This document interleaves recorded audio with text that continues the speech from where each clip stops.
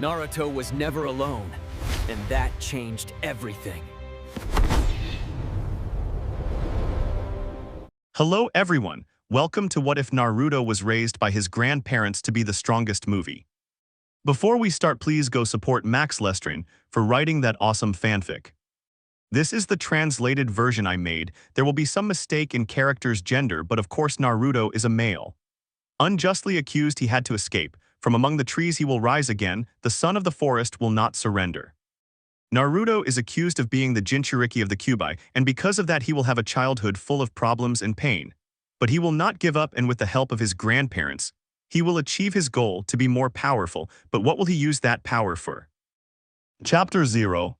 I relinquish all rights to this work. They belong to Masashi Kishimoto, and this fanfic belongs to me. Unjustly accused, he had to escape. From among the trees he will rise again, the son of the forest will not surrender. Naruto is accused of being the Jinchuriki of the Kyuubi, and because of that he will have a childhood full of problems and pain. But he will not give up, and with the help of his grandparents, he will achieve his goal to be more powerful. But what will he use that power for? Chapter 1. The elemental nations are a continent that formed after many alterations by nature, or rather, by the struggle between two titanic beings, the Jubai and the Sage of Six Paths. These two beings fought so brutally that the earth changed its very nature, creating this continent. Seeing that there was no way to stop the other being, the sage sealed him within himself. Later, as he aged, he was forced to divide the being into 9 different beings, the Biju.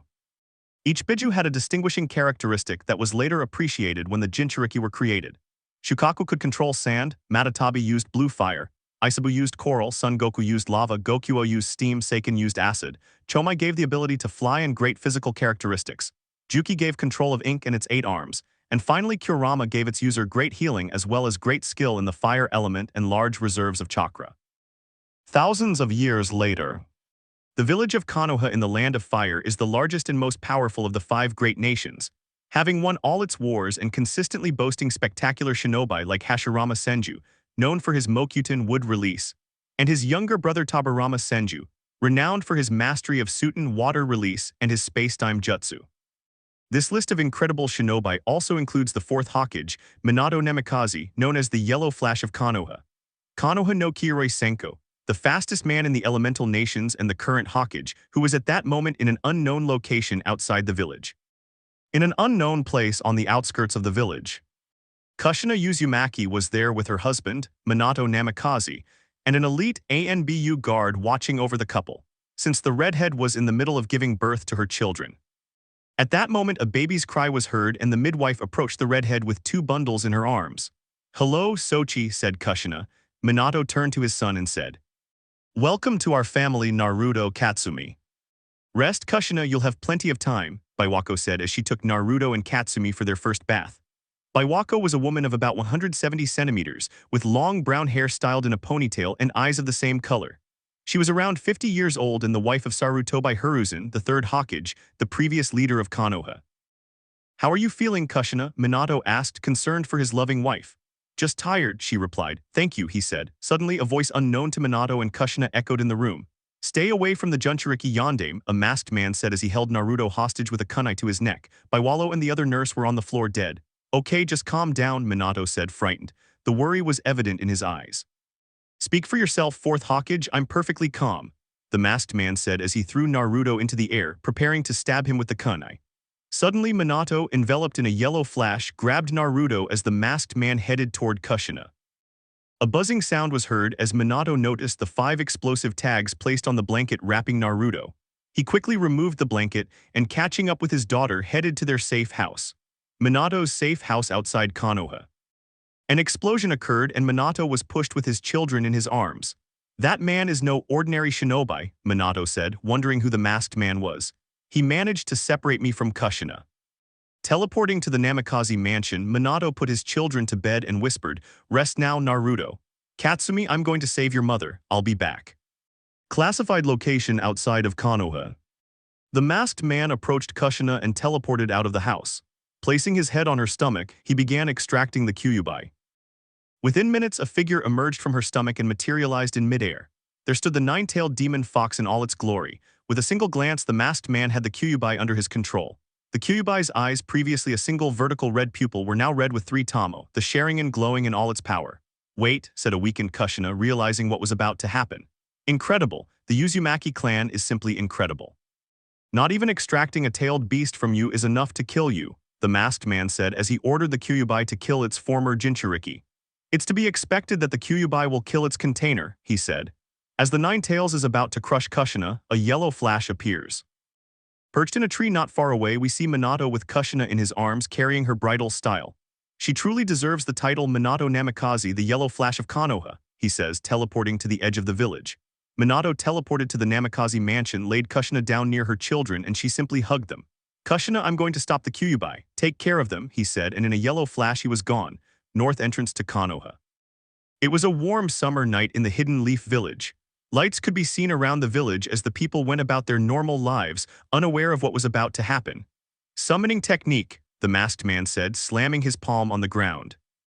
A burst of smoke revealed the Nine Tails, ready to unleash its fury upon the unsuspecting village. Suddenly, a roar echoed as the Nine Tails began its rampage, whipping its tails and wielding its claws. Nothing stood in its way. Sandame the Kyuubi has appeared in the northern part of the village, said an ANBU while bowing to the third Hawkage. Yes, I heard. Summon the forces and evacuate the civilians. We must push the Kyuubi out of the village and wait for the fourth, said the third Hawkage. Minato Namikaze is seen standing atop the Hawkage monument, ready to face the Nine Tails, when he senses a presence behind him. Quickly ducking and turning, he strikes with a kunai, only for it to pass right through his enemy's head. Suddenly, everything begins to distort as the masked man starts to absorb Minato in a spiraling pattern. Before he can finish, Minato vanishes. Minato has been transported to his safe house. Safe house after Minato managed to escape from the masked man. That technique, Minato said, thinking about what he had just experienced, is a more advanced space-time technique than mine. It doesn't require seals or I would have been able to see them. Suddenly, a figure began to appear just a few meters from Minato. There stood the masked man, preparing to face Kirei Senko Yellow Flash. The men looked at each other, challenging one another to make the first move. Who are you? Minato asked as he assessed who could even have the power not only to release but to control the Kyuubi. My name has long been forgotten and was despised in the history of this village. I was once known as Uchiha Madara, but you can call me Tobai, he replied, giving a small laugh due to the irony of asking a masked man who he is. No, I'm sure you're not Madara Uchiha. Your chakra seems familiar, you're not him, Minato said, trying to decipher the masked man's identity. The masked man simply stood there, wondering how it was possible that the fourth Hawkage knew that he wasn't Madara. Something's wrong, has he already figured me out? Tobai thought. Both warriors charged at each other in a battle of speed. The fastest would win. Minato simply threw his Hurricane kunai at Tobai, but they passed right through his head. Closing in on him and bracing for the outcome, Minato charged a Rasengan in his right hand, ready to unleash it on Tobai. Tobai was about to touch Minato and absorb him. Victory is mine, he said, and suddenly Minato vanished from his sight only to reappear behind him, using the kunai he had previously thrown. Minato spun his body and slammed the Rasengan into Tobai, vaporizing the area and marking Tobai with the Hurricane seal. I underestimated him, Tobai says as Minato suddenly appears in front of him, stabbing him with a kunai and applying a seal to release the Nine Tails. Seeing that he lost the fight, Tobai says, I will return and take my revenge on the Hidden Leaf village, as he teleports away. Something tells me he wasn't joking and that he's an Uchiha. I wonder who he is, Minato thought as he prepared to identify the Kyuubi and teleported to the sandfield. Battlefield, northern part of Konoha village. On the battlefield, the third Hawkage was leading the forces and doing his best to push the Kyuubi out of the village when he suddenly heard. Kuchios no Jutsu, Minato says as he falls on top of the Kyuubi with his summoning Gamabunta, the Toad Chief who is holding the Kyuubi against the ground. Try to hold it as long as you can. Teleporting something that big requires preparation, he tells the Toad Chief as he prepares to teleport the Kyuubi out of the village. Are you crazy? I don't perform miracles, hurry up, Gamabunta said. Suddenly both Minato and the Kyuubi disappeared. Near the safe house. Arriving near the safe house with the Kyuubi behind him, Minato began to gasp from the enormous use of chakra required to teleport the Kyuubi. Yandame, hurry, you must seal me. I can still feel that damned Uchiha pushing me. I refuse to be controlled, said the Kyuubi, much to Minato's surprise. He wants me to seal him. Minato wondered as he teleported to the safe house, taking Kushina, Naruto, and Katsumi for the ritual. Kushina, I need your help to restrain him. He's still being manipulated, he says as Kushina gathers what little chakra she has left to form chains that will bind the Kyuubi to the floor. Minato begins to perform a long chain of hand seals and at the end he shouts, Shiki Fujin, seal of the consuming demon. Yo and Diayami, get out of my ways. The Kyuubi screams as it feels itself being manipulated to kill its next host. However, at that moment Gambunta barely stops the Biju's claw. The Ninetales was trapped by Kushina's Kongo Fusa and Gambunta's arm, unable to move. The babies were in a kind of ceremonial cradle while Minato finished the Reaper death seal. Then behind Minato a being over 2 meters tall appeared, with violet skin and long, straight white hair cascading down its back. A pair of red horns adorned its head and an oriental-style dagger was held in its mouth. Its attire consisted of a white ceremonial kimono, open at the chest, revealing the Shinigami's bony torso in all its splendor. "What do you want, Ninjin?" he asked, somewhat annoyed. "Shinigami-sama, please, I need you to seal the Kyuubi inside my daughter Katsumi," the blue-eyed man politely requested. At that moment, the spectral figure did as he was asked, and the Kyuubi transformed into a large ball of chakra which it proceeded to seal inside the small, yellow-haired girl. However, when she laid eyes on her brother, she thought, "So you possess him? Huh, that could be interesting, perhaps you'll be able to control him." And without saying anything, he sealed all the Biju's chakra in little Katsumi. With great speed, without anyone noticing, he sealed the Kyuubi's consciousness, which was in a vegetative state due to the chakra drain and sealing in the little redhead. "Seal of 8 trigrams. I uttered the sepulchral voice. "Nijin, you're lucky you found me in a good mood today. Just for that reason, I won't take your soul, but I'll give you a warning. Think carefully about the decisions you make regarding the Jinchuriki because they will have a great impact in the future." The deity said the last part in a somber tone. "Hi, Shinigami-sama," said the blonde man, quite happy to be able to see his children grow up. The Shinigami frowned and shook his head before disappearing. Chapter 2. Konoha 5 days after the Kyuubi attacked on October 10.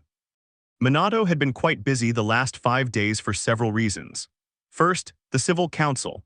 While the civilians felt they should be compensated for the damage to their land, what they really wanted was to use that as an excuse to try to gain more power.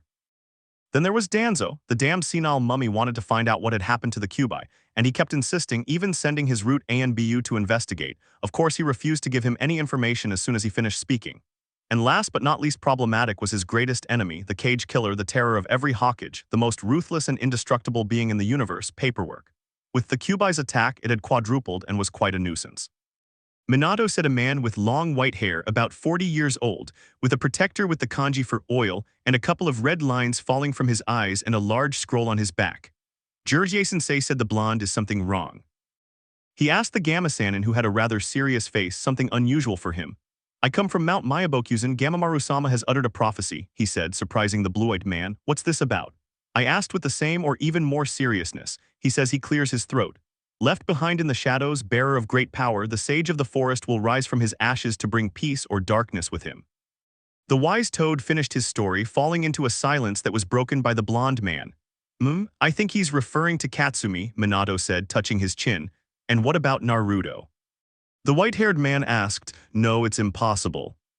The prophecy says bearer of great power, meaning the Kyuubi's chakra, which is unlimited," the fourth Hawkage finished, unaware that the power he was referring to was not the Kyuubi's chakra at all. "If you say so," he said, somewhat disappointed in his student for neglecting one of his children. "Well then, we'll have to start Katsumi's training as soon as possible," said the Hawkage with a smile. "And what will you do with the council?" asked the Gamma-sanin. "I'll think of something, don't worry," the Hawkage said dismissively. 2 hours later, Konoha Council Chamber. In a room, the most important members of the Hidden Leaf Village were gathered, seated at a large U-shaped table where on the left side were the main merchants and artisans of Konoha, the Civil Council, led by Mebuki Haruno. And on the other side, to the right, were the main leaders of the most important clans. The Uchiha clan, possessors of a Kekkei Genkai of Daijutsu. Their Daijutsu was based on channeling chakra to their eye by activating the Sharigan. Their leader was Uchiha Fugaku. The Hyuga clan, they possess a Kekkei Genkai Daijutsu. They are characterized by having white eyes with a lavender tint caused by the Byakugan. Their leader was Hyuga Hishashi. The Inuzuka clan, their clan specializes in battle alongside canines, more specifically ninja dogs, which were their companions. Their leader was Inuzuka Tsume. The Nara clan, their ninjas developed the ability to use shadows, being able to trap enemies. However, they are very lazy despite being extremely intelligent. Their leader was Nara Shikaku. The Akimichi clan, its members are able to control their body size, increasing the size of their bones, muscles, tendons, and ligaments. Due to their techniques, they are often overweight. Their leader was Akimichi Choza. The Yamanaka clan, it is a clan specializing in infiltration and information extraction due to their expertise in mines. Their leader was Yamanaka Inoichi. The Aburame clan, all those born into the Aburame clan make a pact with insects, specifically with a type of parasitic insect capable of absorbing the chakra of humans. Their leader was Aburame Shibai. Apart from these clan leaders and civilians, there were 8 more people in that room. These were the 4 advisors to the 4th Hokage. Hamura Mitakato and Koharu Udatane. They were the advisors on the civilian side and held great power due to their position. Danzo Shimura and Hiruzen Sotobai, advisors to the shinobi side and since their retirement, leaders of Root, a paramilitary AMBU organization outside the control of the Hokage. And finally, Hokage Minato Namikaze along with his wife Kushina Uzumaki and their 2 children Naruto and Katsumi Uzumaki Namikaze. So, who organized this meeting? The blonde Hokage asked those present. It was me. I think it's time to find out what happened to the Kyuubi and how it managed to escape the seal. These words were spoken by Uchiha Fugaku, leader of the Konoha military police. At these words, the entire council erupted in shouts and questions until an incredible amount of very dense chakra commanded everyone to be quiet. Silence. It was the Hokage's turn to speak. Hiruzen Sarutobai. I think it's time you told us the truth, Minato. After these words, Minato began to recount the attack he suffered during his wife's childbirth and the subsequent release of the Kyuubi, as well as his fight against the enemy, omitting some details such as that he possessed the Sharigan because otherwise misunderstandings could arise. So you're saying you had no choice but to reseal the Kyuubi, and in whom did you seal it? Danzo asked this time. Everyone was expectant. They were sure that one of the 2 babies in front of them was the Kyuubi's container, but which one, the blonde baby or the red-haired baby? Faced with this, Minato remembered the Shinigami's words. Choose well what you will do with the Jinchuriki, and decided that the most important thing was to protect her from the council who would treat her as a weapon and thus prevent her from going down the path of darkness. It's my son Naruto, I sealed the beast in him. When those words came out of his mouth, his wife looked at him confused. That wasn't true, but she quickly understood the reason for his actions and decided to remain silent. However, no one expected what happened next. The civilians were shouting for the boy's death while the shinobi looked at him with suspicion. Minato ordered them all to be quiet at once, but he could not prevent what was to come. I propose that the Jinchuriki be separated from his family and placed in a boarding school, said the leader of the Hyuga clan. Kushina quickly refused that request, but they didn't let it go. Hayashi is right, it's very dangerous for the Kyuubi to be near the Hokage and his family. The best thing would be to leave it in a secluded boarding school like an orphan under ANBU surveillance, the Uchiha clan leader declared. Although what he truly wanted was to use it himself as a weapon. After that, they proceeded to vote, and to the surprise of most, thanks to the support of the civilian council, the leader of the Uchiha clan and the Hyuga clan as well as 2 of the Hokage's advisors, the yes vote won. So ignoring the protests and insults of the red-haired mother, an AMBU prepared to take the red-haired baby away. Chapter 3. Konoha 5 years after the Kyuubi attacked on October 10th. It was a warm night in the village hidden in the leaves. The sun had barely set and dusk was beginning to fall. The village lights were being turned on and many people could still be seen moving about, going about their daily activities. Unlike many other villages, and although Konoha was the most powerful among the elemental nations, it didn't seem particularly militaristic or cold. Many people upon seeing Konoha would say it wasn't a shinobi village. However, the mountain that surrounded the northern part of the village was a clear indication of what it was. Engraved on it were the faces of the most powerful shinobi who had ever lived. It was October 10th and the village was covered in decorations, celebrating the defeat of the Kyuubi that had attacked 5 years prior. Everyone in the village was happy that it was a time of peace. The wars were long forgotten, but not the hatred and pain for the many who had been lost. Although everyone seemed happy, one child in particular was very sad and lonely. Uzumaki Naruto was an orphan of the Kyuubi attack. He was about 120 cm tall and had spiky red hair and the bluest eyes anyone had ever had. He wore a white shirt with short sleeves and an orange spiral on the back as well as black pants. Despite being what one would describe as a normal child, Naruto was hated and despised by most of the village. He was a painful reminder of the Kyuubi's attack. He was expelled from the orphanage at the age of 4 and lived on the streets for about a month until ANBU found him and brought him before the 3rd Hokage. The 3rd Hokage eventually became a father figure to Naruto, giving him a small apartment and a room to live in, but Naruto was constantly harassed by the villagers and repeatedly abused and beaten. Shops would kick him, sell him rotten goods, or charge him double the price.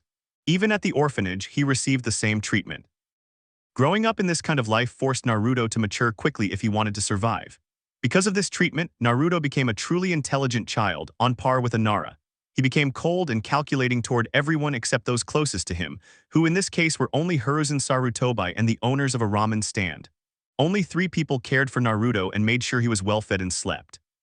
On his birthday, things were even worse because the villagers and even some shinobi would gather and hunt him like an animal. This is the situation we find ourselves in now. A frightened child ran through the streets of Konoha, doing his best to evade the villagers and shinobi in pursuit. the villagers shouted. Die, demons! Catch him, finish what the fourth Hokage started. Naruto wondered what he had done to deserve such treatment and such a harsh life. Stop please, what did I do to any of you? Naruto asked, running as fast as he could, but his legs were starting to give out. Oh please, you know very well what you did, you killed my brother and my father, shouted one of the villagers who threw an empty bottle at him. We will finish what the fourth Hokage started and kill the demon, said the villager, and the others agreed. Naruto kept running until he looked behind him, towards his pursuers, and noticed that a couple of them appeared to be Chunin because of their vests.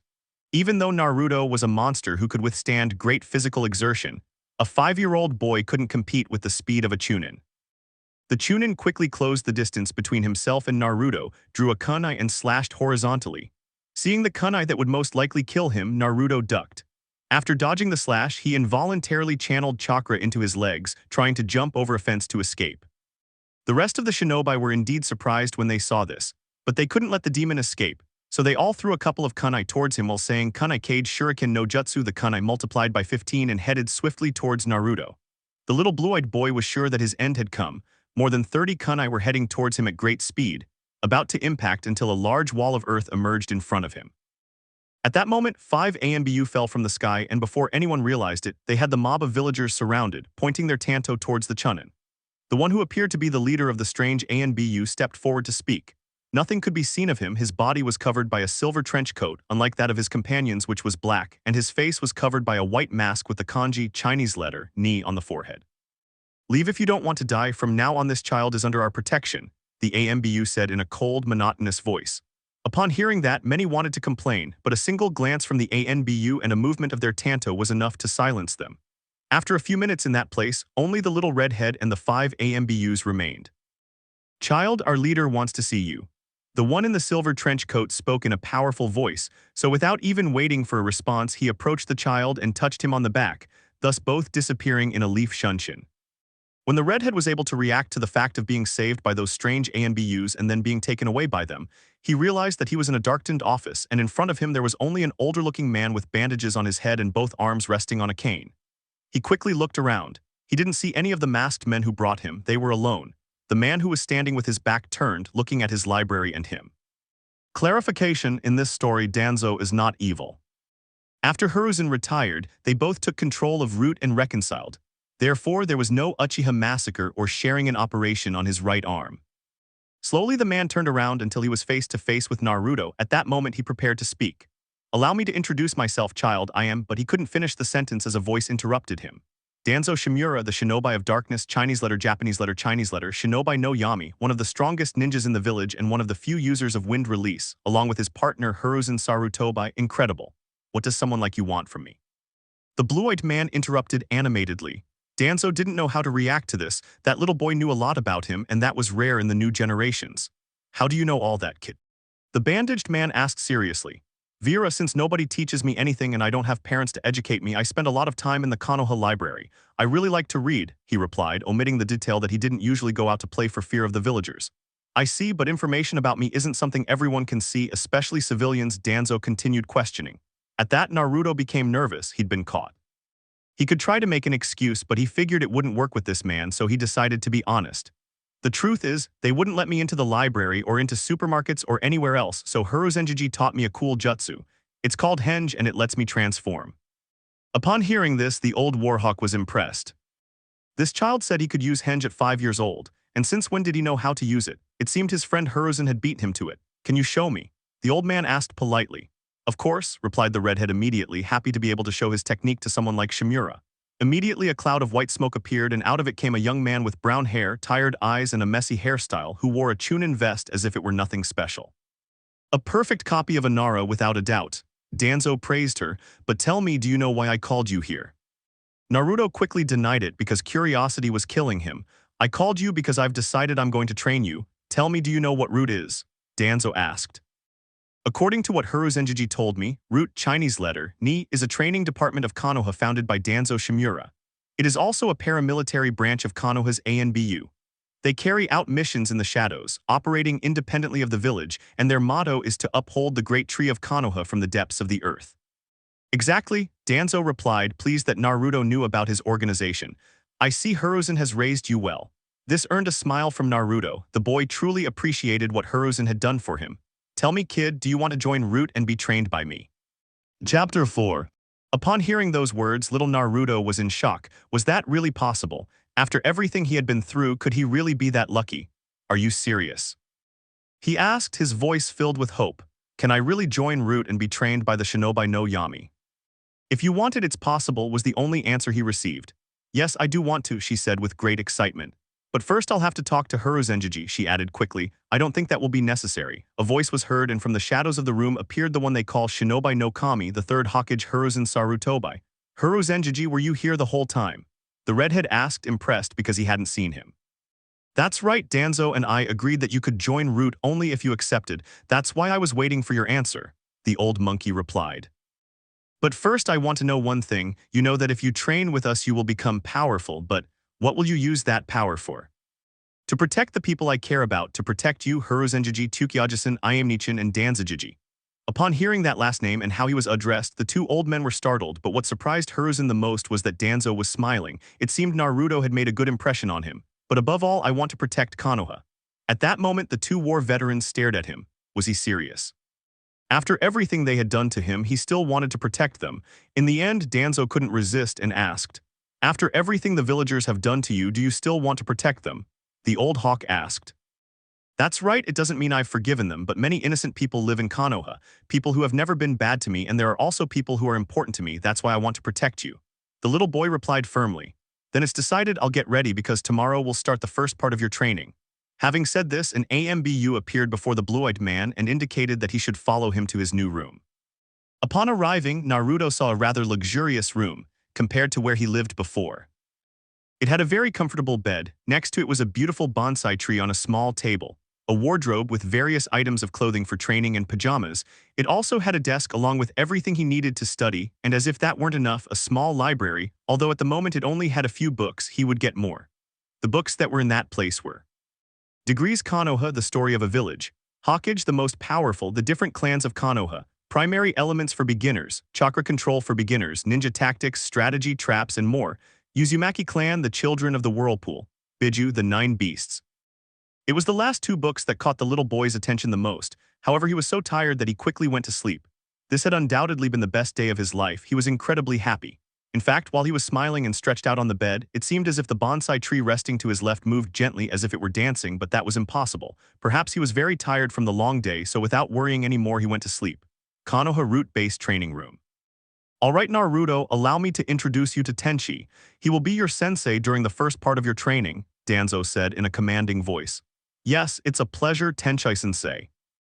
The redhead replied seriously. All traces of his characteristic cheerfulness vanished. Now he was focused on his training. Very well, Naruto, for 3 years I will be your teacher. I hope we get along well. That was the response he received from the brown-haired man in front of him.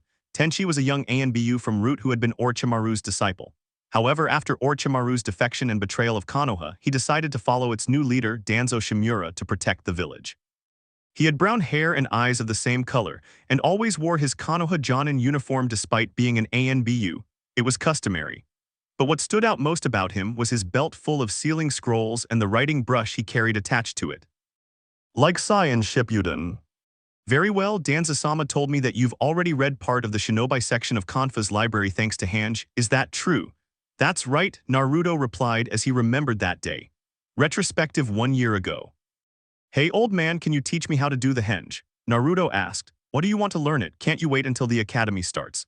He asked the Hokage, to which Naruto replied, since the villagers have been chasing me, I've wanted to become stronger so I can face them, but I need the theoretical knowledge first, and I can't go into the library without being kicked out because they consider me a demon. The Hokage lowered his head, ashamed that he couldn't convince the villagers or protect Naruto. I'm sorry, Naruto, I did my best to protect you, he said. Don't worry, just show me. It'll help me get into the library and avoid getting kicked out of some shops, Naruto said. Okay, it's very simple. The seals are Dogboream, then you release chakra to cover your body and think of the image you want, the Hokage said, and Naruto tried to transform into the Hokage, but the result was I don't even know what it was. Go and train, I have work to do, said the Hokage. Okay, thanks, see you later, he replied. End of the retrospective. Excellent, then we'll start directly with physical training, Tenchi said. The training will consist of 2 parts. First, we will adapt your body to the incredibly high amounts of chakra you possess.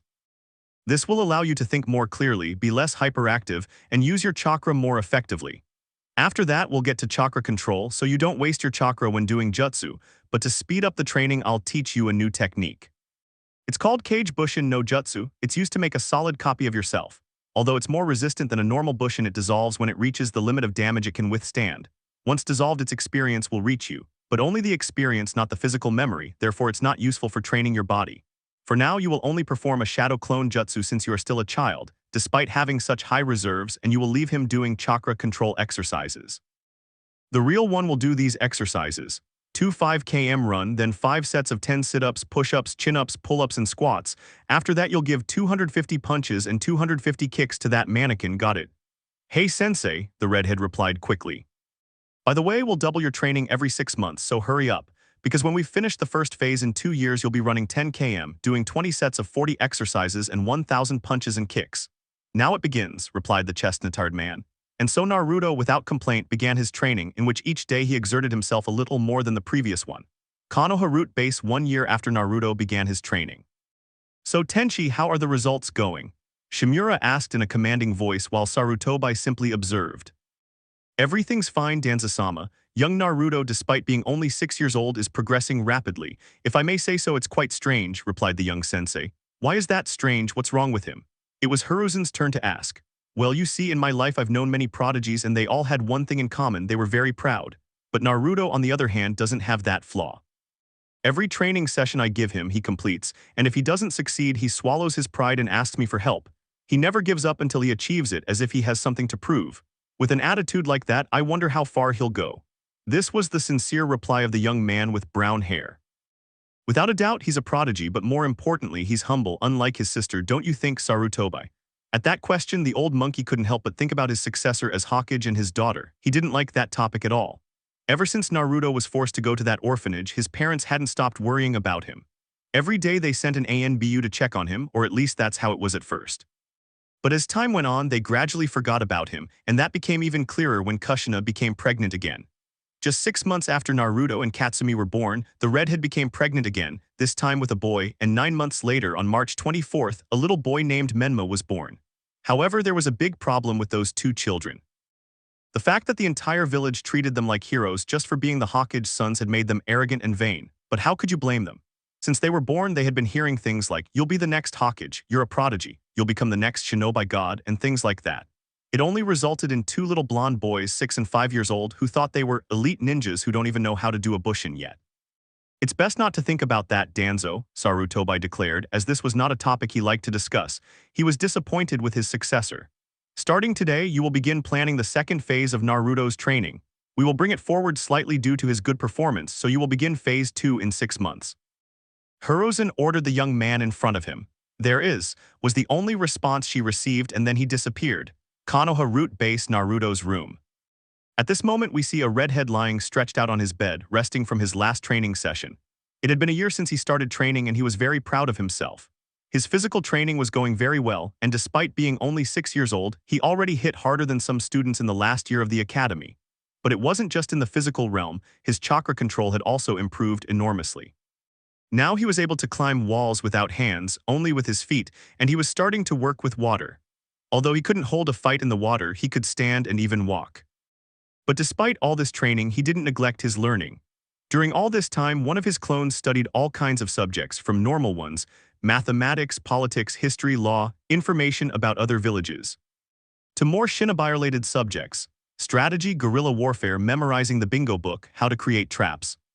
And when he finished training, he still had time for his 2 great hobbies, which were gardening and reading. The bonsai tree he had in his room was now radiant. It had grown 40 cm, which is a lot for a bonsai, and was now surrounded by other plants that the redhead took care of. He certainly had a gift for this. And as for reading, he had greatly expanded his library with all kinds of books, both non-shinobi, cooking, medicine, manners, and etiquette, masking feelings, as well as shinobi books, kenjutsu for beginners, elemental ninjutsu level 1, types of poisons and their cures. But the one he liked the most was undoubtedly the first one he read upon arriving at Rei's, Clan Uzumaki, the Children of the Whirlpool.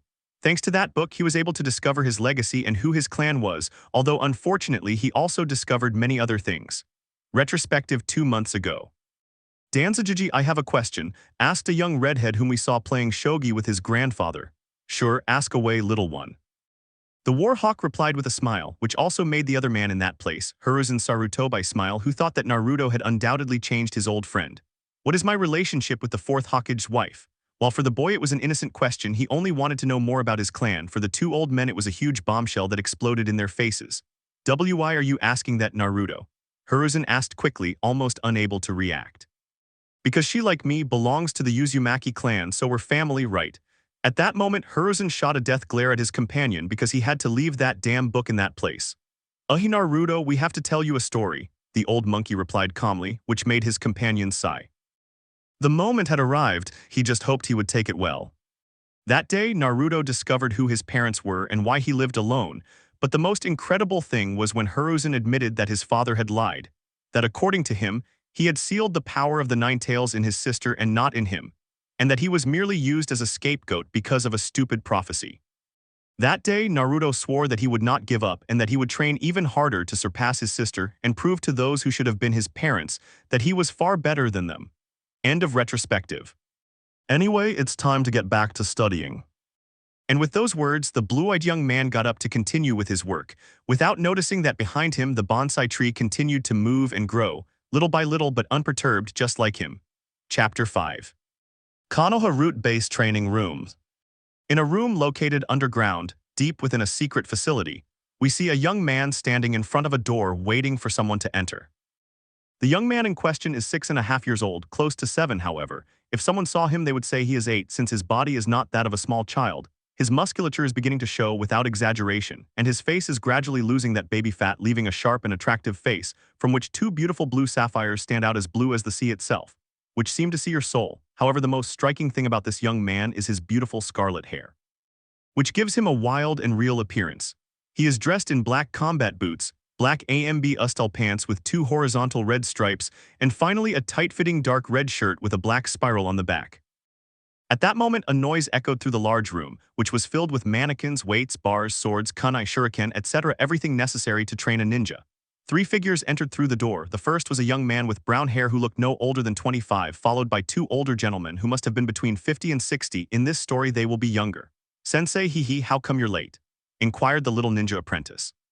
We were preparing the second phase of your training. You will begin today, replied the one with a bandaged eye. I see, and what's it about? The redhead asked excitedly. We will teach you how to use ninjutsu, Chinese letter, literally meaning ninja techniques, or ninpo, Chinese letter, literally ninja art. Ninjutsu refers to any technique that utilizes chakra and allows the user to perform actions that a normal person would be incapable of doing. Hiruzen explained patiently, thus demonstrating why he was known as the professor. I see, so what do I have to do? The redhead asked excitedly. First, we need to discover your chakra nature. This time it was Danzo who answered. Chakra nature is divided into 5 types. There are 5 basic types in which the nature of chakra can be used, called the 5 elements of nature. These are Katen, chakra nature that allows the use of the fire element, which is strong against wind but weak against water. Wind release, a chakra nature that allows the use of the wind element, which is strong against lightning but weak against fire. Raiten, a chakra nature that allows the use of lightning element, which is strong against earth but weak against wind. Earth release, a chakra nature that allows the use of earth element, which is strong against water but weak against lightning. Suten, a chakra nature that allows the use of the water element, which is strong against fire but weak against earth. Sugoi, and what element do I have? The blue-eyed boy asked excitedly. We don't know that yet, little one. To find out, you'll have to concentrate your chakra on these special sheets of paper, his grandfather replied with a warm smile. Depending on your chakra type, it will react in one way or another. Fire, the paper ignites and turns to ash. Wind, the paper will be cut in 2. Lightning, the paper will crumple. Earth, the paper will crumble. Water, the paper will become soggy. Understood. With that, young Naruto grabbed a handful of those papers and applied his chakra. However, something happened that his teachers did not expect. Most of the papers became so soaked that they fell apart in our hands, while others simply crumbled, but more slowly than those that got wet.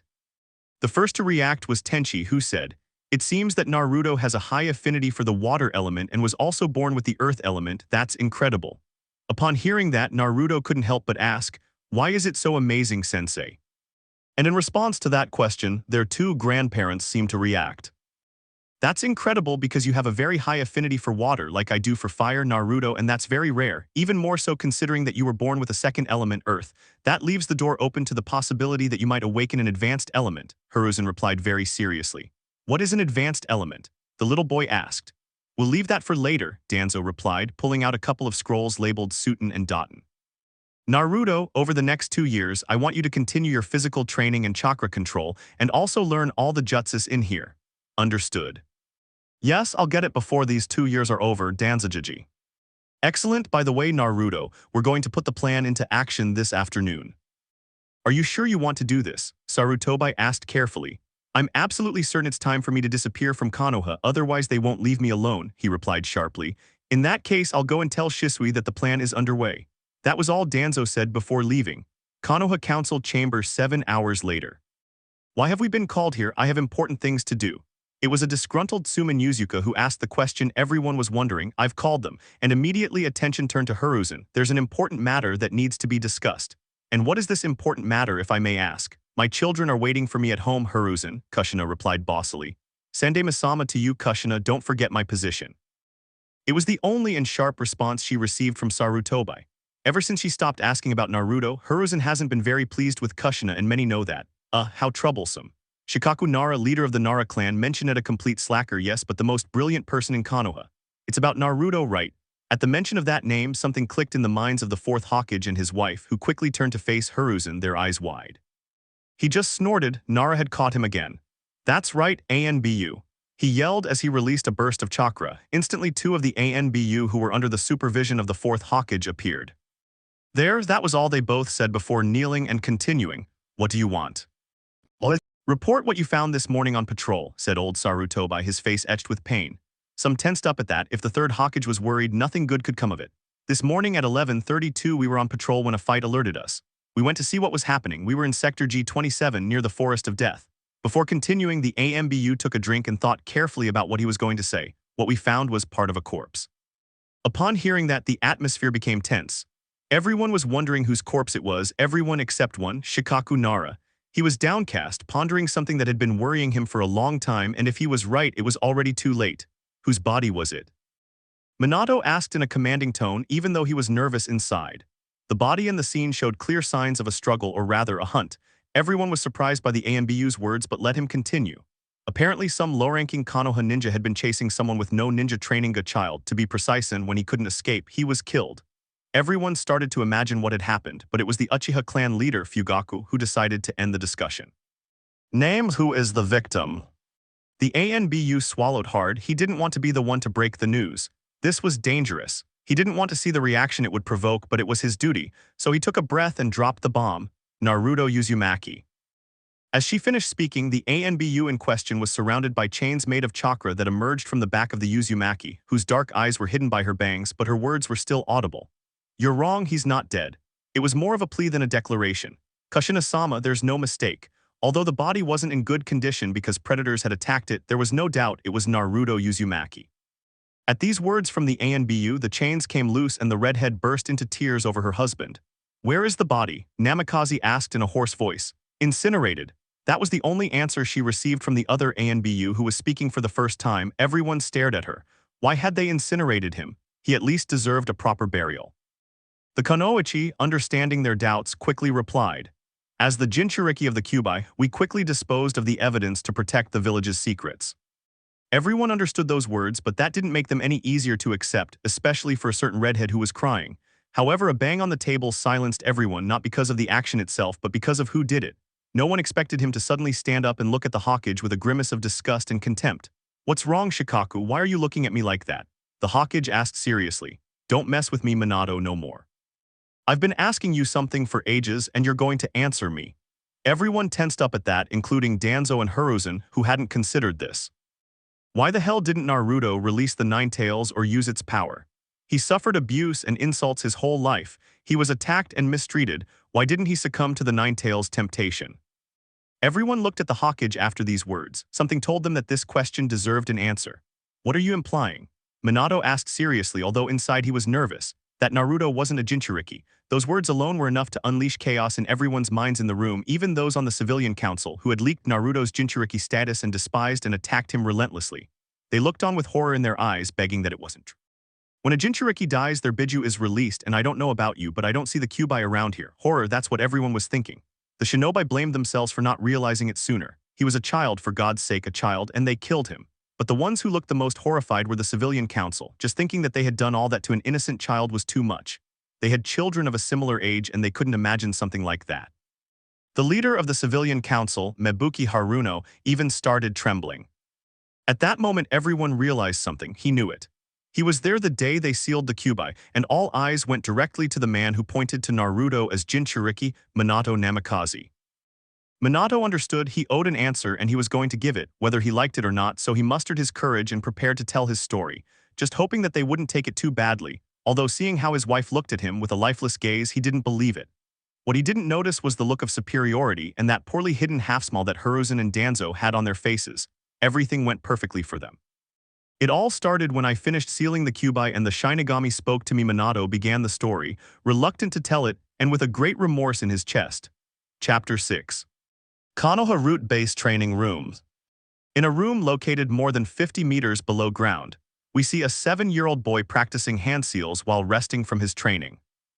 Around him you can see several mannequins destroyed all over and other young men identical to him, Kage Bushin, studying with interest and diligence 2 scrolls that said Suten and Daten. This young man training relentlessly in that strange place is none other than Naruto Uzumaki, the boy who supposedly died less than a week ago. He's been the only topic of conversation in Konoha for days, ever since his status as a non-Jinchuriki was officially confirmed. The village erupted in turmoil and shock, and how could they not be? Many civilians had participated in what they called hunts for the Fox Boy, and when they realized they had unleashed all the hatred and resentment they had accumulated from the Kyuubi's attack 7 years prior on an innocent child, let's just say it wasn't a pleasant feeling. Day and night, someone was always at the empty grave of the young redhead, asking for forgiveness for their actions. However, the Namikaze Uzumaki family took it the hardest. When the truth came out, they were devastated. While Konoha didn't feel hatred for them, but rather a deep sorrow for their great stupidity, they also didn't feel compassion. But to know all of this would require us to go back to the council meeting a week ago. Retrospective 7 days ago, Konoha Council Chamber. Silence, that was all that could be heard in that room. One that would normally be full of shouts and fights, with each person pulling for their own interests, was now silent. The 4th Hokage, Minato Namikaze, had just finished telling the story and everything that led him to say that the Jinchuriki of the Kyuubi was Naruto. Everyone in the room felt the same. Pity. Pity for the poor boy who lost his life for no reason. Pity. Pity for some stupid parents who didn't know how to do their job properly. Pity. Pity for some villagers who couldn't tell the difference between a child and a biju. Nobody said anything until someone asked the question that was bound to come sooner or later. What are we going to do with Katsumi, the Jinchuriki? Shikaku asked in a whisper. At that moment, the civilians erupted in protest, spouting all sorts of nonsense. They should lock her up. She should be under surveillance. They should finish her off now that she's out of power. One absurdity after another kept coming until silence. A burst of chakra silenced everyone, regardless of whether they were civilians, clan leaders, or even the Hokage himself. The owner of that chakra was Hiruzen Sarutobi, the one known as the God of Shinobi. He wasn't pleased at all, he was furious. Didn't you learn anything from what happened with Naruto? At that question, everyone lowered their heads. I won't allow anyone else to die. One wielder of the Will of Fire already lost their life. I won't allow another to lose theirs for a second. At that, everyone felt terrible. Their fear had almost made them repeat the same mistake. Besides, Naruto loved his twin sister. He wouldn't want her to die for no reason. Upon hearing that, everyone turned towards him. No one could believe what they were hearing. That little boy knew it. He knew the truth. Everyone wanted to ask, but it was Kushina who spoke first. Did he know? Kushina asked, tears welling in her eyes. Did he know he was my son? That's right, he figured it out on his own when he was 5. Hiruzen said calmly. In the library, he discovered a scroll that mentioned the Uzumaki clan, so he wondered about its connection to Kushina Uzumaki, and he pieced things together himself. Nobody said anything. Everyone was waiting for Kushina to accept it. She was having trouble processing everything they were telling her. And what about Katsumi? Did he know about her? Kushina asked, her eyes welling with tears. Yes, and he loved her. He said she was his little sister. At this answer, the whole room fell silent. They didn't understand. The truth is, I never understood it. He never saw her, but he still loved her. When I asked him why, do you know what he answered? Nobody said anything. Everyone was waiting for the old monkey's answer. That someone he had lived with for 9 months, the first person he had ever met, and more importantly, his little sister, he had to love her no matter what. It was his duty as an older brother. When the 3rd Hokage finished speaking, tears began to flow. Even the proud Hokage shed a tear. End of retrospective. Back to the present moment, the young redhead continued training his elemental ninjutsu. It was a complicated matter, however he would not stop. If he wanted to achieve his goals, he had to be strong. While he was deep in thought, the only door in the place opened, giving way to two figures, both of them highly respected shinobi in Konoha. Hiruzenjiji Danzajiji, you took a long time this time, what happened? Naruto asked. Although he was aware of the plan and had given his approval, he had no idea how much his death had affected the village. Sorry for being gone a week, Naruto, but it seems the village took the truth worse than we expected, and now it's complete chaos. Those words from his grandfather Hiruzen surprised Naruto. He expected his death to cause some trouble, but not this much. We had to sort everything out regarding Katsumi before returning. Is Katsumi all right? Will the council try anything against her? The redhead asked quickly, though he only received a "she'll be fine" in response from Danzo. Thank goodness, I didn't want her to have to go through the same thing. Now that you're dead and gone off the map, no one will be looking for you, and therefore we can begin serious training, Danzo said, taking a serious stance in front of the one he considered his grandson. I'll be honest with you, Naruto, the training is going to be very tough, both physically and psychologically. You might end up exhausted and never be able to give anything more of yourself. Even so, do you want to continue?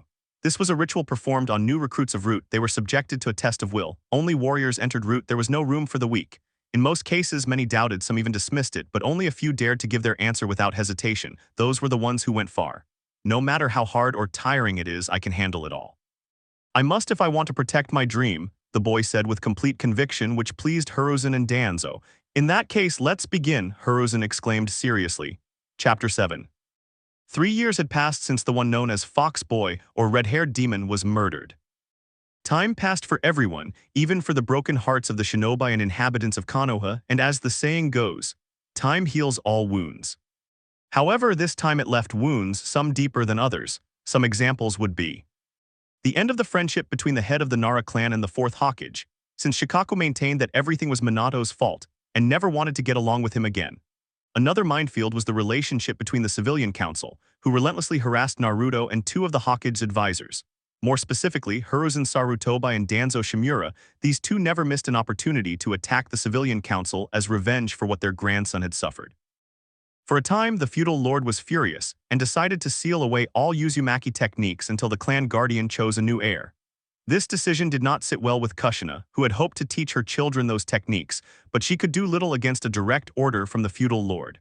But without a doubt, the biggest wound she inflicted was on the Namikaze Uzumaki family. When the truth came out, Katsumi erupted in complete rage against her parents, and things only worsened when her egocentric brother Menma spoke, saying, "You don't have to cry over Adobe. If he died, it's because he was weak." He spent 3 weeks in the hospital after saying those words. Katsumi hit him as hard as she could, releasing a small amount of the demonic chakra she possessed. As for her relationship with her parents, she didn't speak to them for over 3 months. She trained, ate, and lived practically alone until they finally decided to make a truce for the good of Konoha. However, not everything was bad. During that 2-year period, there was someone who did make good use of his time. Konoha Root Base War Training Room. We find ourselves in a special room at the Root Base. This room's main function was to simulate a war scenario, where the ninja would have to fight against mercenaries and rogue ninjas of D. Genin, C. Genin elite ranks, and a couple of B. Chunin rank ninjas who were captured by the Root members for being enemies of Konoha. Amidst a large number of unconscious bodies lying on the ground, with broken bones, torn muscles, dislocated joints, etc., but without any dead bodies, there was a young man who appeared to be 13 years old but in truth was only 11. The young man in question was a redhead. His body was not that of a small child. He had the defined musculature that only years of rigorous training can provide, a well-defined musculature that allowed for elasticity without exaggeration. His face had long since lost all its baby fat, leaving a sharp and attractive face, from which 2 precious blue sapphires as blue as the sea itself stood out, seemingly seeing your soul. However, the most striking thing about this young man was his beautiful scarlet hair, which gave him a wild and real appearance. He was dressed in black combat boots, black ANB Ustal trousers with 2 horizontal red stripes, and a tight-fitting dark red shirt with a black spiral on the back. A tanto was slung vertically across his lower back, the hilt on his right side. Over his shirt, he wore a tactical vest similar to those worn by Jonin, but black. For the past 3 years, the young man had dedicated himself to learning and perfecting all his jutsu of his 2 elements, which were DOTONs, Earth Release, Earth Fissure, Level Genin. The ninja concentrates chakra in his hand and delivers a powerful blow to the ground, causing the enemy to fall into a small but sharp hole. Earth Release. Mud Shot, Level Genin. The shinobi concentrates chakra in his mouth and shoots mud balls at the opponent. Earth release Gaia's Fang. Level Chunin. The ground begins to crack in the direction of the target. Upon reaching it, a 1-meter tall pointed rock erupts from the ground, requires earth release. Earth release. Hidden underground techniques. Level Chunin. The shinobi hides underground and is able to move through it. Earth release, rock wall. Technique earth release, rock wall. Level Chunin. The shinobi creates an earth wall that will vary in dimensions depending on the chakra contributed.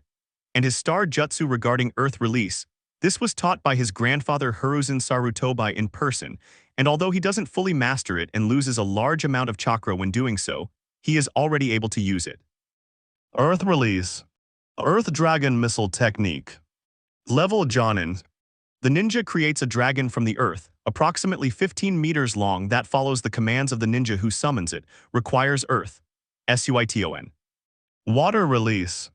Water cannon shot. Level Genin. Water projectiles infused with concentrated chakra. They injure the enemy, but their power isn't very high. No water is required to create them, they are spit out. Water release. Water cannon projectile technique. Level Genin. This technique is an evolution of the water cannon projectile, although its damage is greater. Water is not required, it is spat out. Water whirlwind. Level Chunin.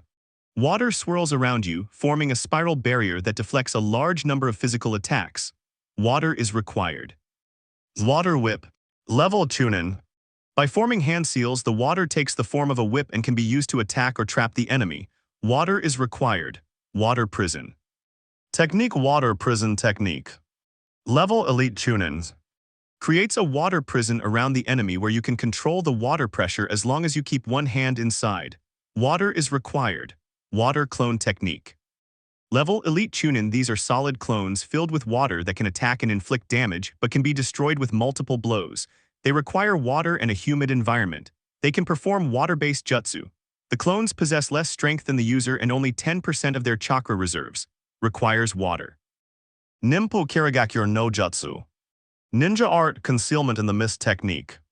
Level Elite Chunins. With this technique, you can make water evaporate into mist, preventing enemies from visually locating the ninja using it and concealing the area around them. Requires water. Water release. Water dragon missile technique. Level Jonin. With this technique, you create a water dragon that attacks the enemy. The shinobi is able to control the dragon's trajectory. Requires water. Although these were all the jutsus that Naruto had mastered with his main element Suten, he was still working on his own jutsu, one that would identify him. It would be his first creation. Suten Hahinryu. Water release torrent of destruction. Level not classified.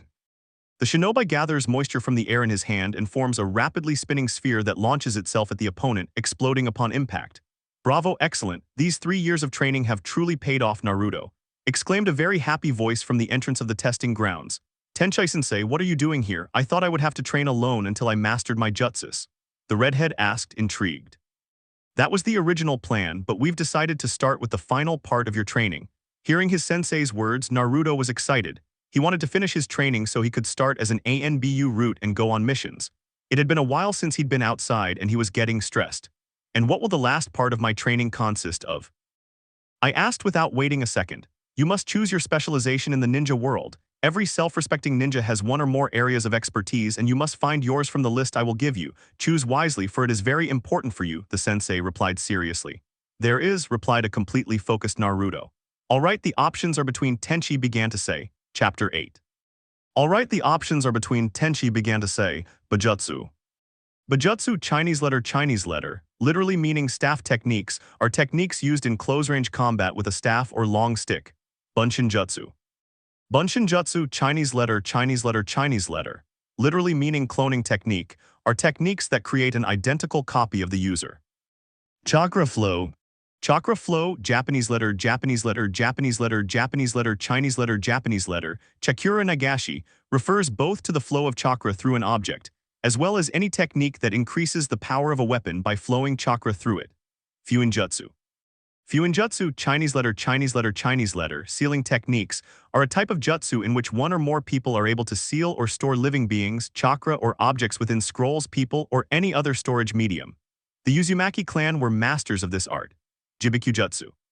Jibikujutsu, Chinese letter, Jibikujutsu, allows you to perform different offensive techniques depending on the kanji you make in the air, such as creating fires and using kanji to attack an enemy.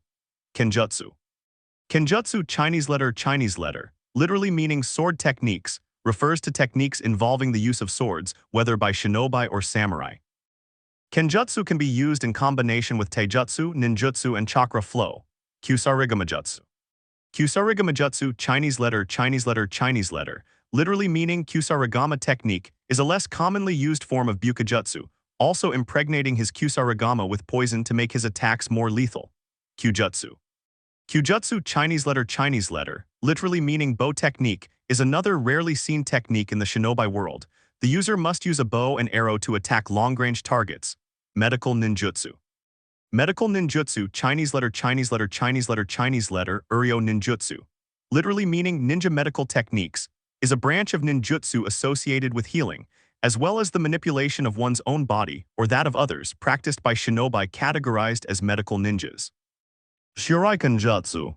Shuriken-jutsu, Chinese letter, which literally means techniques with shuriken, refers to techniques that involve throwing shurikens, kunais, or any other weapons thrown from the hands. Upon hearing about the 10 types of specializations that would allow him to learn, he had a sea of doubts. It was clear that there were more than those specializations, but were those the most suitable for him? So in the end, I couldn't help but choose the 3 shinobi arts from among all the specializations. These were chakra flow, fuinjutsu, medical ninjutsu. And at that moment, his training began for 3 more years. And while our protagonist is finishing his training in the village hidden in the leaves, it's another world. Today, 11-year-old students who wished to would be taken out of the regular academy and enrolled in the Shinobi Academy so that they would graduate 4 years later at age 15 and be able to protect their village. The academy had changed its approach in recent years, now consisting of 2 parts. From ages 6 to 11, the curriculum was entirely theoretical and taught to all students equally. At age 11, students could choose to take the Shinobi Academy entrance exams or continue with the regular program. The Shinobi Academy consisted of classes taught by Chunin instructors. All students received lectures on tactics and strategies. They were also instructed in setting traps, handling ninja weapons and tools such as shuriken and kunai, and throwing them through target practice.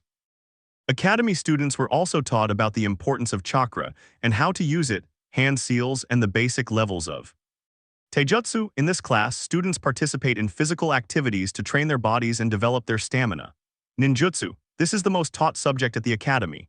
Ninjutsu encompasses techniques that utilize chakra and allow the user to do something they would otherwise be incapable of. Techniques such as the transformation technique and the cloning technique are taught to academy students, building upon what they learn from their Jonin sensei. Apart from the reform, in the last year they will be instructed in elemental ninjutsu, thus knowing what chakra element they possess and learning a minimum of 4 jutsus to pass. Genjutsu. It explains genjutsu, how to determine if you are trapped in a genjutsu and how to break free from it, apart from how to create them, but this is in the 3rd year. At this moment we see all the 11-year-old children ready to take the test. However, there was one exception, Menma Namikaze, the pampered son of the 4th Hokage, who was 10 years old. Even so, thanks to the Hokage influence, he was admitted a year early, which the Shinobi Council did not appreciate, seeing it as a lack of respect. But he wasn't the only Namikaze who would enter the academy. The Namikaze siblings were like night and day. While both possessed similar prodigies, Menma boasted of it and considered himself an elite, believing himself superior to everyone else. He claimed that all power belonged to him as the Hokage's son, and in his opinion, the next shinobi god. His sister, also a prodigy, desired power to protect Konoha just as her older brother wished. However, this didn't stop her from becoming arrogant and overconfident, fueled by the praise she received throughout her life. According to her, the only person who was her equal had been murdered. In the end, the new class at the Shinobi Academy consisted of Sasuke Uchiha, second son of the Uchiha clan leader. Like Menma, he considers himself an elite for being an Uchiha. He is arrogant and a bit emo. Satsuki Uchiha, Shisui Uchiha's younger sister, is a young prodigy who carries the expectations of her clan on her shoulders. Rock Lee, a taijutsu specialist who cannot use chakra. He is the king of hard work. He believes that hard work overcomes everything. Neji Hyuga, a member of the Hyuga clan's branch family, he harbors a deep hatred for the main branch family due to personal reasons. He believes that fate governs everything. However, he is very skilled with his sage fist, a true prodigy. Kiba Inuzuka, son of the leader of the Inuzuka clan. He has an alpha male complex and is a pervert, but he has good collaborative ninjutsu with his canine partner. Shino Aburame, the next leader of the Aburame clan. He has great control over the insects that live in his body, but his taijutsu is deficient. Shikamaru Nara, son of the leader of the Nara clan. He is just like his father, extremely intelligent but very lazy. Sakura Haruno. She is a fangirl who only thinks about Sasuke Uchiha. She only managed to enter the academy because her mother is Mebuki Haruno, president of the civilian council. Chouji Akimichi, son of the Akimichi clan leader. He possesses the body expansion jutsu, however he does not stand out much except for good taijutsu. Hinta Hyuga, daughter of the leader of the Hyuga clan. She is known for being very shy and peaceful. She does not like fighting, so it is not believed that she will be a good successor. Ino Yamanaka, daughter of the Yamanaka clan leader. She possesses the mind transfer jutsu, but other than that she doesn't stand out in anything else, as she is a fangirl just like Sakura Haruno. Tenten, daughter of a master weaponsmith. She is an expert in the use of almost any type of weapon, be it kunai, shuriken, katana, bow. Chapter 9. Konoha Sarutobi Residence. Hiruzen, do you know where that boy has gone now? Asked one of the two old men who was having tea at the table. Danzo, you should stop worrying, he's old enough to take care of himself, the other replied calmly. This is in the Forest of Death, right? The first one asked again, receiving only a nod from his companion. I'll never understand why he likes that place so much. It seems that being in contact with nature relaxes him. Doesn't this remind you of someone, Danzo? I asked in a melancholic voice. You're not implying what I think you're implying, are you? Shimura asked quickly. Do you really think he could? Who knows, after all we're talking about Naruto, replied the old monkey. I wouldn't rule it out. Konoha Training Ground number 44, the Forest of Death. It is a dense, lush forest 20 kilometers in diameter and covering an area of 314 square kilometers. A river runs through it from north to south, and a tower stands in its center. Its perimeter is surrounded by metal fences with 4 to 4 gates equidistant from the tower in the heart of the forest. This forest is known as Training Ground 44, a training ground for experienced Chunin and Jonin. Because in this forest, the fauna and flora have evolved aggressively, establishing a strong law of survival of the fittest. According to the stories, this forest was the result of one of the most destructive techniques of the Shodai Hokage, Hashirama Senju, the first Hokage of Konohagakure. The name of this jutsu, categorized as S-rank Kage, was Secret Wood Release Jutsu, Birth of a World of Trees. In the middle of this great forest full of predators and dangers was a masked young man. At the top of the tallest and largest tree in the forest, also one of the oldest, sat a masked man in the lotus position meditating. However, the incredible thing was not that he dared to train in that forest or that he meditated in a place full of predators. No, the incredible thing was that the forest seemed to meditate with him. A deathly silence spread throughout the field. No one moved. You could feel how the young man and the forest were one, how they understood each other. Everything seemed peaceful and calm until, without warning, the young man stood up abruptly, revealing his physical appearance and how he was dressed. He had a muscular appearance but not exaggerated, an athletic body that was tense at the slightest danger. He must have been about 165 meters tall, and he looked to be around 14 or 15 years old. If you looked at how he was dressed, from bottom to top you would find black combat boots with silver toe caps, degrees black AMBU pants with a horizontal red stripe, degrees a tight-fitting black shirt that revealed the muscles underneath. A black tactical vest with red details could be seen, as there were sealing scrolls, Fuinjutsu, stored in the compartments. Degrees a short katana tied vertically to his lower back, leaving the handle on the right side. Degrees steel wristbands with various containment seals drawn on them which served to store kunais, shurikens, senbons, ninja wire threads, and a pair of chakra blades. He also had a hood covering his head. Although what stood out most about the whole outfit was undoubtedly the mask, not for its design but for its meaning. It was an AMB Ustal mask with a fox pattern, but this one was black instead of the usual white and had the initials Ni Root on the forehead. This only meant that the young man in front of him was an active ANBU of Root and not just any ordinary one. That black mask showed that whoever that person was had the complete trust of the leaders of Root, Hiruzen Sarutobi and Shimura Danzo.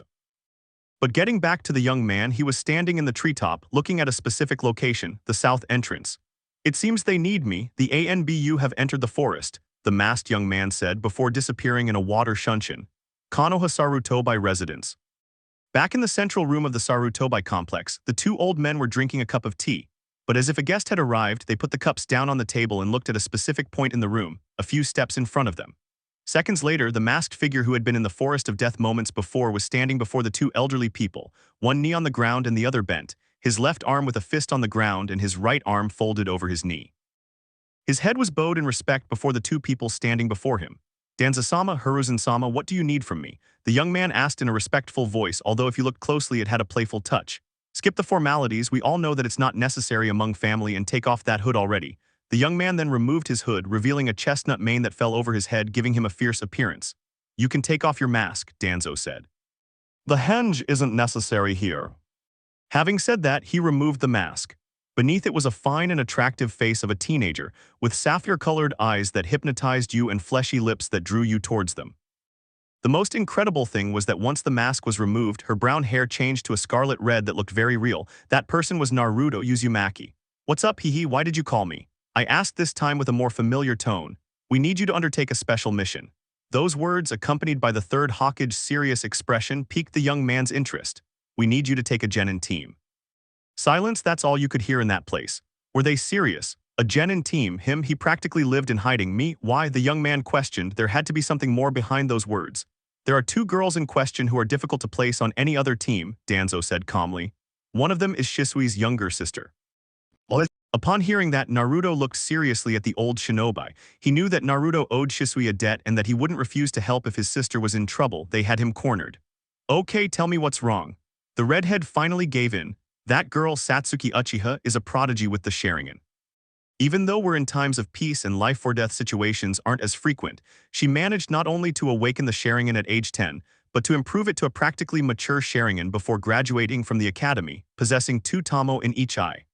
Up until that moment, Naruto thought it wasn't bad at all, but he didn't see the problem, so Hiruzen continued. The fact that she's shown such rapid growth despite not being from the clan leader's family has bothered several people, as it's overshadowing the supposed heir, Sasuke Uchiha. That's why she has some enemies both inside and outside the village. That's when Naruto understood. What they wanted was, you want me to be her bodyguard while I train her until she can protect herself. Exactly, Danzo replied. I know what you're thinking, but you're the best option for this team since the other team member made their decision before the final exam. They wanted to form a team of 2 elites. You know perfectly well that I don't like elites, Grandpa. You'd better find someone else for this mission. Naruto said as he stood up and prepared to leave. Too bad, Hiruzen remarked. I was sure you'd be very interested in training that elite, didn't you, Danzo? Exactly as I understand it, that girl is of interest to you, replied the Warhawk. What are you talking about? The Uzumaki inquired. You know perfectly well that none of those stupid, arrogant genin catch my attention. Having said this, he opened the door, but before leaving, Hiruzen said 2 words. Just 2 words were enough to completely change Naruto's mind, and those were Katsumi Uzumaki. Hiruzen said. The redhead quickly re-entered the room and advanced until he was in front of the 2 old men, who were smiling as if they had just played a very good joke and he had fallen for it. All right, old folks, are you explaining what's going on? Naruto muttered, annoyed, though that only made his grandparents laugh even more. Katsumi Uzumaki begins to manifest the Nine-Tails chakra. Hiruzen spoke seriously now. Therefore, a Fuin master in the art of sealing is needed to help her train, and you are the best en route. Are you interested in the position of sensei now? Hiruzen asked with a mocking smile. Screw you, Naruto replied, pouting. He might be a lethal shinobi and an ANBU, but in front of his grandparents he was still just a kid. Where do I have to go? He finally asked. Tomorrow at 9:30 p.m. in front of the Hokage Tower, don't be late. Danzo replied, I'll be there. That was the last thing heard from the redhead before he disappeared with a water shunshin in the direction of the house he had bought with his earnings as an ANBU. Chapter 10. Konoha Council Chamber. Alright, listen up, we're here to decide how this year's genin teams will be formed. Minato spoke in a serious tone. The third Hokage will be in charge of assembling the teams. At that, everyone remained silent, both the members of the Civil Council who were there as spectators and the members of the Shinobi Council who had the right to vote in case of doubt, as well as the various Jonin sensei who were looking for a team. Very well. The third Hokage called everyone's attention. The students who passed the genin exam were Kiba Inuzuka, Shino Aburame, Hinata Hyuga, Shikamaru Nara, Chaujia Kamichi, Ino Yamanaka, Tent and Rock Lee, Neji Hyuga, Sasuke Uchiha and Menma Nemikaze. The 2 best rookies of the year were Katsumi Uzumaki and Satsuki Uchiha. Excuse me, Sandai-sama, but aren't the rookies of the year usually a boy and a girl? Questioned the leader of the Uchiha clan, Fugaku Uchiha, annoyed that his son had been surpassed by 2 women, one of them from his own clan. On the battlefield, when it comes to fighting, they will make no distinction between men and women, and neither will they here, Hiruzen replied sharply, defending his position. Hiruzen. Now I will mention the teams whose senseis I have already decided on. Those will be teams 8, 9, and 10. Team 8 will be the second generation of Ino Shikacho, composed of Ino Yamanaka, Shikamaru Nara, and Chouji Akimichi. Their sensei in charge will be Asuma Sarutobi, from whom I hope to learn teamwork and strategy. The aforementioned nodded in agreement. He was comfortable with the assigned equipment. The next team will be number 9. It will be a close-range fighting team, consisting of Rock Lee, Neji Hyuga, and Tent.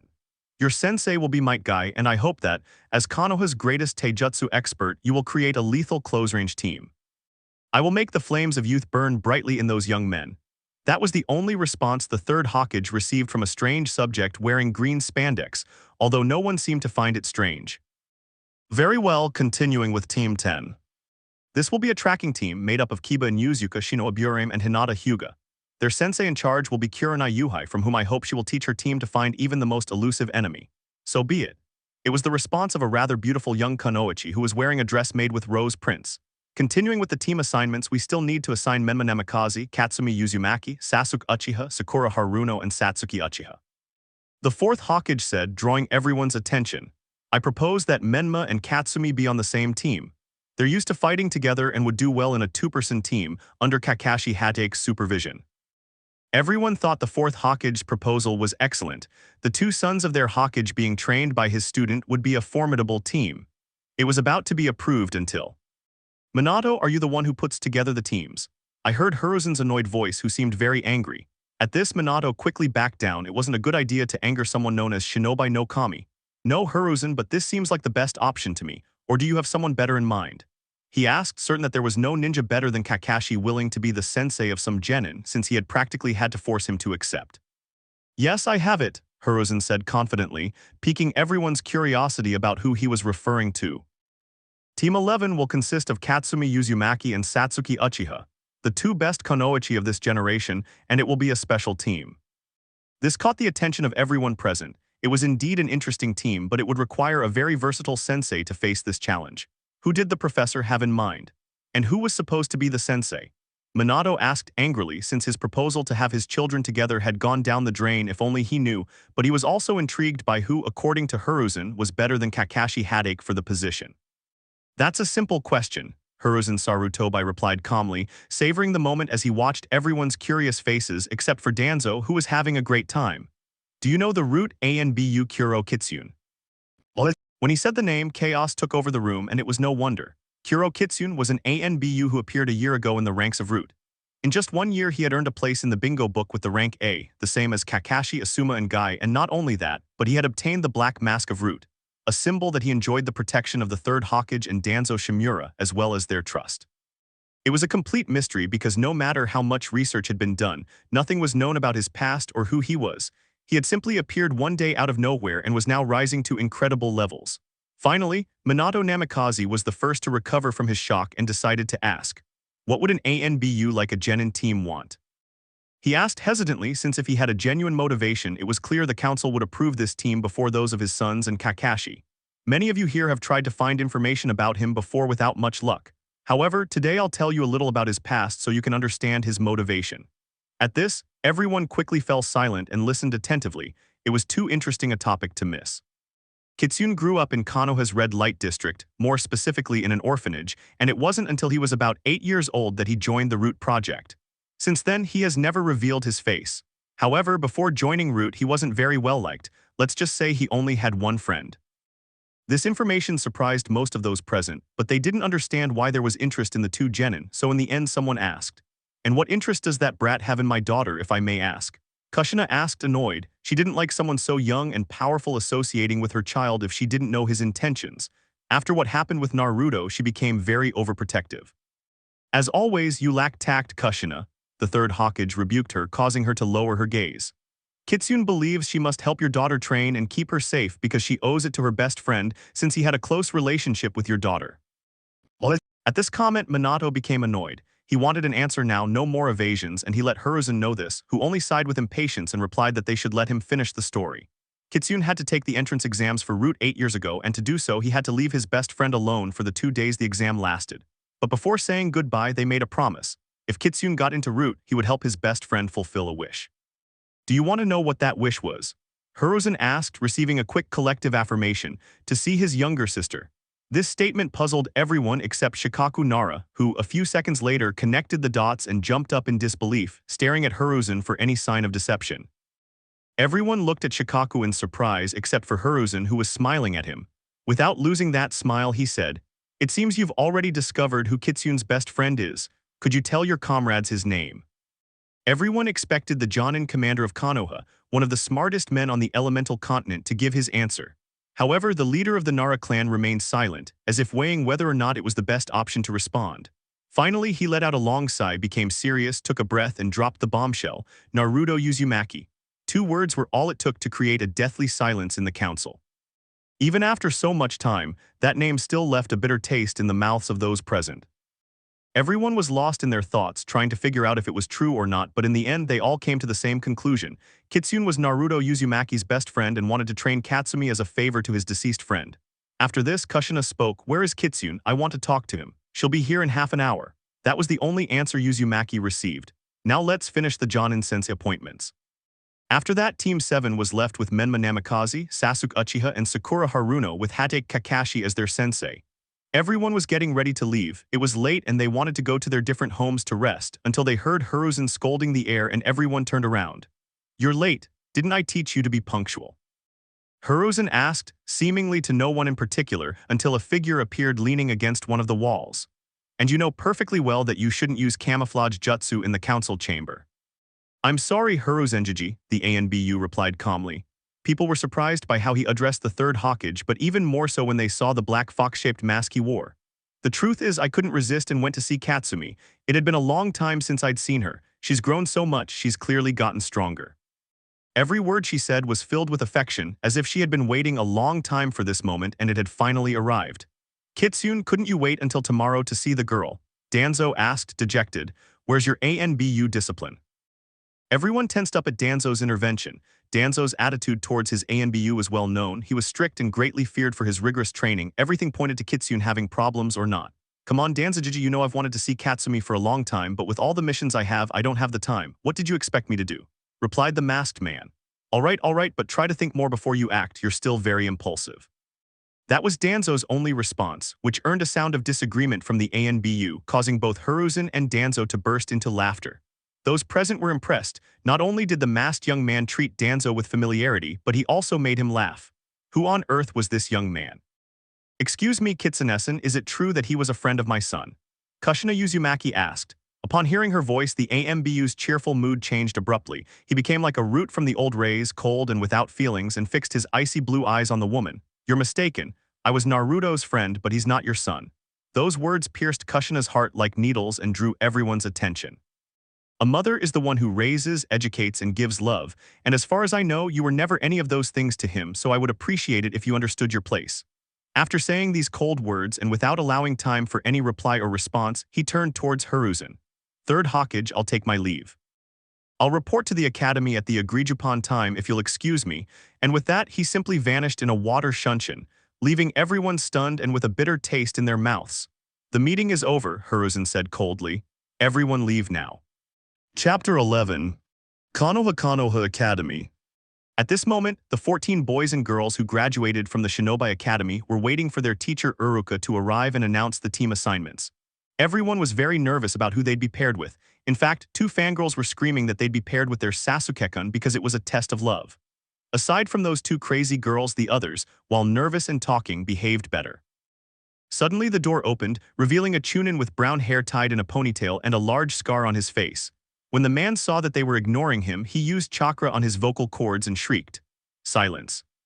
Suddenly all the newly graduated students were silent and seated in their respective seats. When the class was quiet, the teacher launched into a long, very long speech about ninja life and how proud he was of his students. At the end, with more than half the class asleep, he prepared to announce the teams. "All right, guys, let's start with the teams." At that, everyone woke up. The speech was finally over. Team 7 will consist of Menma Namikaze, Sakura Haruno, and Sasuke Uchiha. After that, the screams of a pink-haired banshee began, saying nonsense like "screw you Inapig," "love conquers all," and things like that. Once the pink-haired girl finished yelling, Uruka continued with the assignments. Team 8, Ino Yamanaka, Shikamaru Nara, and Choji Akimichi. He received a troublesome from a certain Nara as the only response. Team 9 will consist of Rock Lee, Neji Hyuga, and Tent. No one objected, although someone could be heard shouting, My youthful flames are burning bright. After that strange comment, I proceeded to give the names of Team 10, Kiba Inuzuka Shino Aburame and Hinata Hyuga. At that moment, Uruka took a breath and became serious. In this generation, in addition to the regular teams of 3, there will also be a team of 2. This will be a special team made up of Katsumi Uzumaki and Satsuki Uchiha.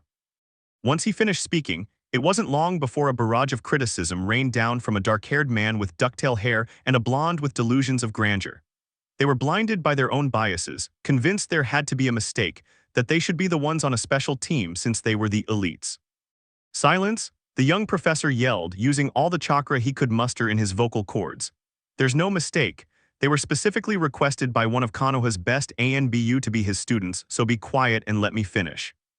When they heard the part about the ANBU, everyone thought the same thing. Which ANBU would it be? Konoha was known for its high-level ANBU. Some had earned a reputation feared and respected throughout the elemental continent.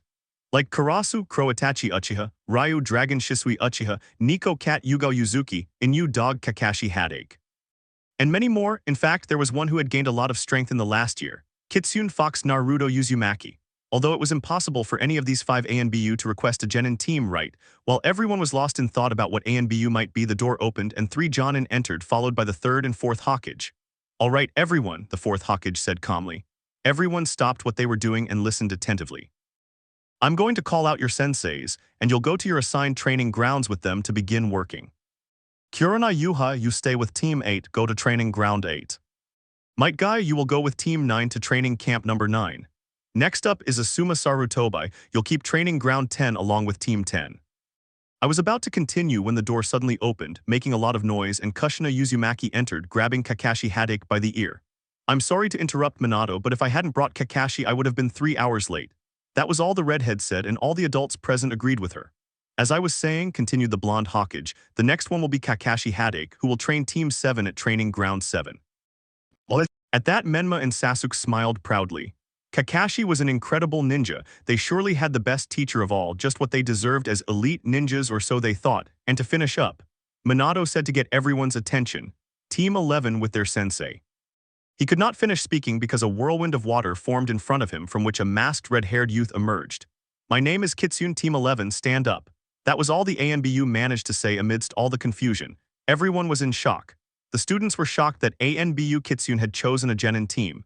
Menma and Sasuke were green with envy and were already plotting how to complain to the council. The others were just thinking about how lucky Katsumi and Sasuke were, who were in shock. The adults were surprised because they couldn't sense his presence until he was right in front of them. Even now it was difficult for them to notice his chakra. He was undoubtedly a genius, or so those present thought. Seeing the lack of movement, the ANBU cleared his throat slightly to see if his students would react, which worked because at that moment both girls were standing looking at him. I want you at Training Ground 44 in 30 minutes. That was all the ANBU said. Don't be late. After that, he simply vanished again just as he had arrived, leaving more questions than answers. Once he left, the 2 girls gathered their things and walked calmly towards the field. They had plenty of time to get there, but just as they were about to leave, a voice stopped them. Daughter, wait. It was Kushina Uzumaki's voice calling Katsumi. Although their relationship hadn't been the same since Naruto's death, they were now on good terms. You'd better get along with Kitsune since he was your brother's best friend. Everyone was surprised by this statement. His brother's best friend wasn't Kiba Inuzuka Menma's best friend, but it was the blonde-haired boy himself who broke the silence. What are you saying, Kaisen? My best friend is Kiba, Menma said, puzzled. Everyone agreed. What had Kushina meant by that? I wasn't talking about you, Menmi. That confused everyone even more. Menma was Katsumi's brother. What was he talking about? Everyone was puzzled except for young Nara, who saw where this was going and preferred to stay out of it. I was referring to your older brother. At that phrase, everyone remained silent. They didn't understand what he meant until clink, as if it were a light bulb, the idea clicked and everyone opened their mouths, surprised, in shock, or so it was until Katsumi spoke. Naruto Niasen was all she managed to say in a whisper, earning a nod from her mother. Was Kitsune Niasen's best friend? She asked again to be sure, this time looking at her father, who only answered with a simple yes. A second later, Katsumi was no longer in the room. She was running as fast as she could and more toward field number 44, followed by Sataki. Chapter 12. Konoha Training Ground No. 44 The Forest of Deaths. At this moment, outside the Forest of Death, our young protagonist was standing, wearing his ANBU mask, which turned his hair brown due to the henge seals on the mask. Naruto sat in a tree waiting for Satsuki and Katsumi to arrive, and it was precisely she who occupied his thoughts. After so long, he had finally seen her up close again. The truth was, without her mask and with her yellow hair, they looked remarkably alike.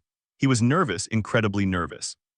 He was going to be their sensei, the one in charge of instructing them in the ninja world, but he also had to be a friend to them to guide them down the right path. And he wasn't sure he could do that. He had too many secrets to hide to forge a true friendship. Amidst all those thoughts, he heard a voice calling him. "Are you Kitsune?" A panting voice asked. Turning around, he was surprised by what he saw. Katsumi and Satsuki had already arrived. It hadn't even been 3 minutes since he'd left the academy with a shunshin, and they were already there. "They must have run a lot to get here so quickly. You had 26 minutes to spare, congratulations." That was the only thing he cancelled. Although inside he was a bundle of nerves, on the outside he had to appear calm. He was an AMBU after all. "Is it true?" Katsumi asked quickly, sounding shaken as if she were in shock. "Is it true that you were Narutoniasan's best friend?" Now everything made sense. The now brown-haired man knew that sooner or later they would reveal his relationship with Naruto Uzumaki, but he didn't expect it to be so fast. Surely Kushina couldn't keep her mouth shut. "I suppose they've already told you, right?" That was the only answer the ANBU gave. Katsumi was pleased. It was true, he had his brother's best friend in front of him. Now he could ask all those things he had in mind. But it seemed Kitsune had also realized what he was about to do and beat him to it. "I'll only answer your questions if you pass my genin test." "Error," the young ANBU said with a touch of humor in his voice. He loved teasing people a little. "That test was to determine who was suitable to become a Jonin sensei. Now it's our turn to decide if we find you suitable or not." At that, the girls tensed up. Satsuki was the first to ask. "What do you mean genin test? We already passed it at the academy. We were the best of the year," she replied, not with egocentrism but with confidence. "That's right, they passed a test at the academy. Now let's see if they're good enough to be part of Team 11. With that, he got up from the tree where he was sitting and jumped to the ground in front of the girls. "The test is very simple. You must catch me before the end of the day. If you fail, you'll be sent back to the academy," he said calmly as he left. "By the way, only the one who catches me will pass. The other one will definitely go back to the academy. You have 3 hours," and with that he disappeared. "What are we going to do?" Satsuki asked. "He's an ANBU, we won't be able to catch him on our own. The best thing to do is team up and come up with a plan, then we'll figure out the rest." Katsumi replied calmly as she devised a plan. At this idea, Satsuki could only smile. Even at that moment, her friend remained calm, which was incredible. So she just sat and waited for Katsumi to come up with a plan, but she was always on alert. While the two girls were getting ready in the shadows, a young man could be seen hiding and watching them. Not bad, Katsumi keeps his cool and allows himself to carefully consider a plan, while Satsuki trusts her partner and stands guard while she thinks, "I hope they don't let me down." These were the masked young man's thoughts. After 5 minutes, a voice was heard. "I've got it." And then the blonde approached the raven-haired girl to tell her plan. While in the center of a clearing on the outskirts of the Forest of Death, we found the masked man standing, patiently waiting for them to come for him. Everything was quiet until from the trees 4 bursts of shurikens headed towards him, one from each cardinal point, trapping him in a square with few options. Or so it would be if he were a normal person, but he was an elite ninja, so he calmly took a kunai out of his sealing bracelet on his arm and threw it. Moments later, he began forming hand seals at incredible speed and said, "Kage Shuriken no Jutsu." At that moment, dozens of kunai appeared from the area he threw, blocking all those coming from the north, which was the direction from which he calmly escaped the trap. Although he seemed bored, Naruto was always paying attention to his opponent's movements. He was pondering what tactic they wanted to use. Apparently, they had created 2 clones and positioned them in a diamond shape around him for long-range attacks. It was a good idea, but he lacked a close-quarters fighter. And at that moment, he did an upward somersault, thus avoiding the blow that Satsuki wanted to give him from under the ground. "Not bad, the 4 who attacked me were clones. That gives them space to attack me in close combat while being supported at close range. Now I just need to know, where is Katsumi?" That question didn't take long to be answered, because while Satsuki was trying to face him in taijutsu, a ball of water was heading towards him from behind. Unfortunately, seconds before making contact, a voice was heard.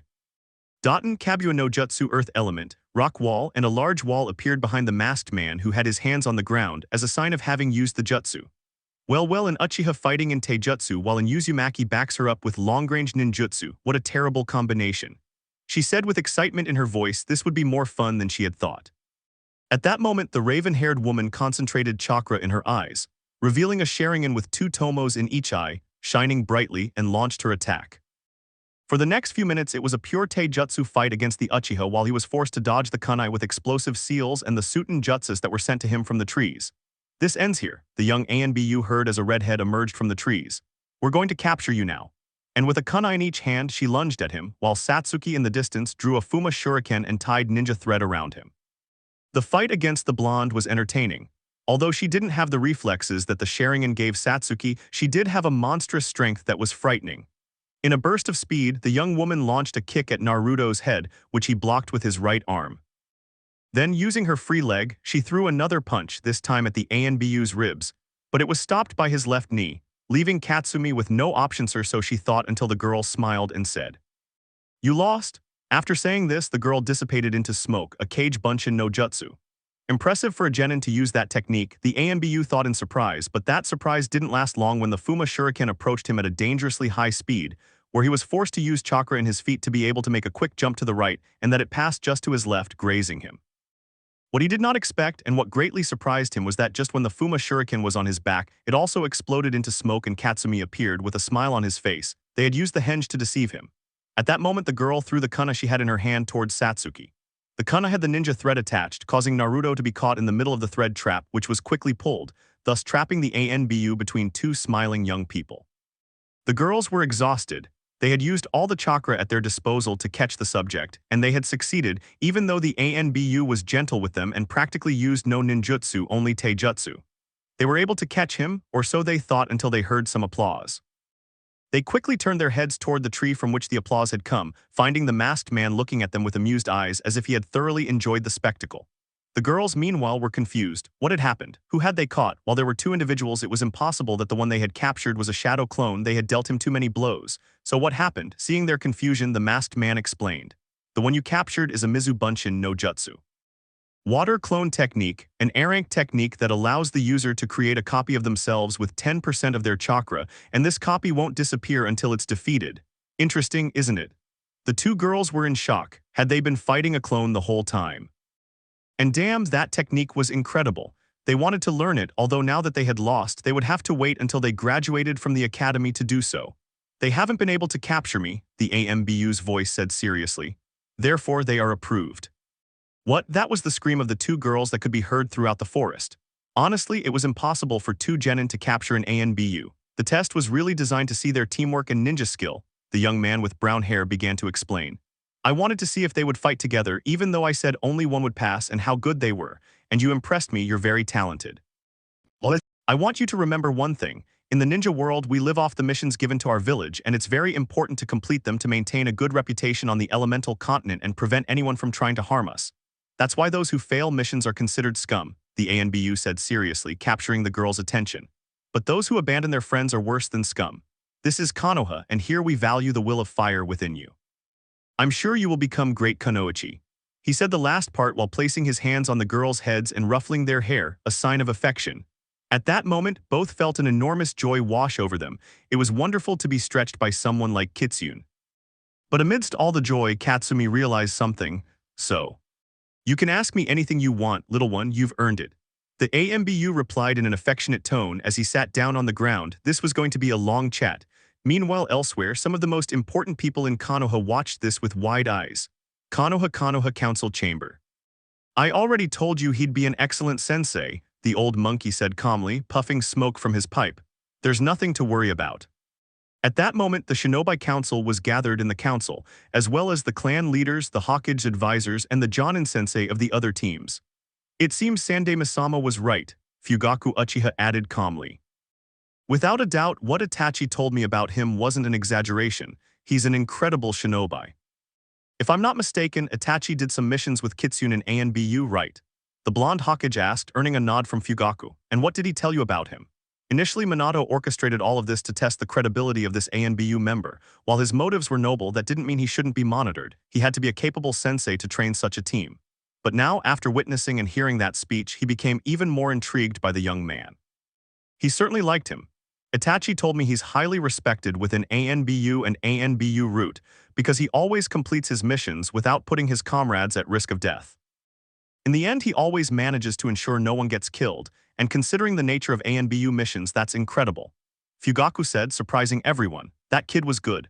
According to Itachi, that kid has the will of fire deeply ingrained within him, though being a personal disciple of the third Hokage in Danzo, it doesn't surprise me. Upon hearing those words, everyone agreed with him. It was decided this very week they would discharge the ANBU boy and make him Jonin-sensei. Chapter 13. At this moment we find ourselves in one of the 5 most powerful villages of the elemental continent, known for the great level of its shinobi forces, only comparable to Kumo. This village was none other than Konohagakure no Sato, the hidden village among the leaves. And for the past 2 weeks it was one of the busiest villages, as the new genin teams had been formed, and people from all over High no Kuni Land of Fire were curious to know how good the new generation was.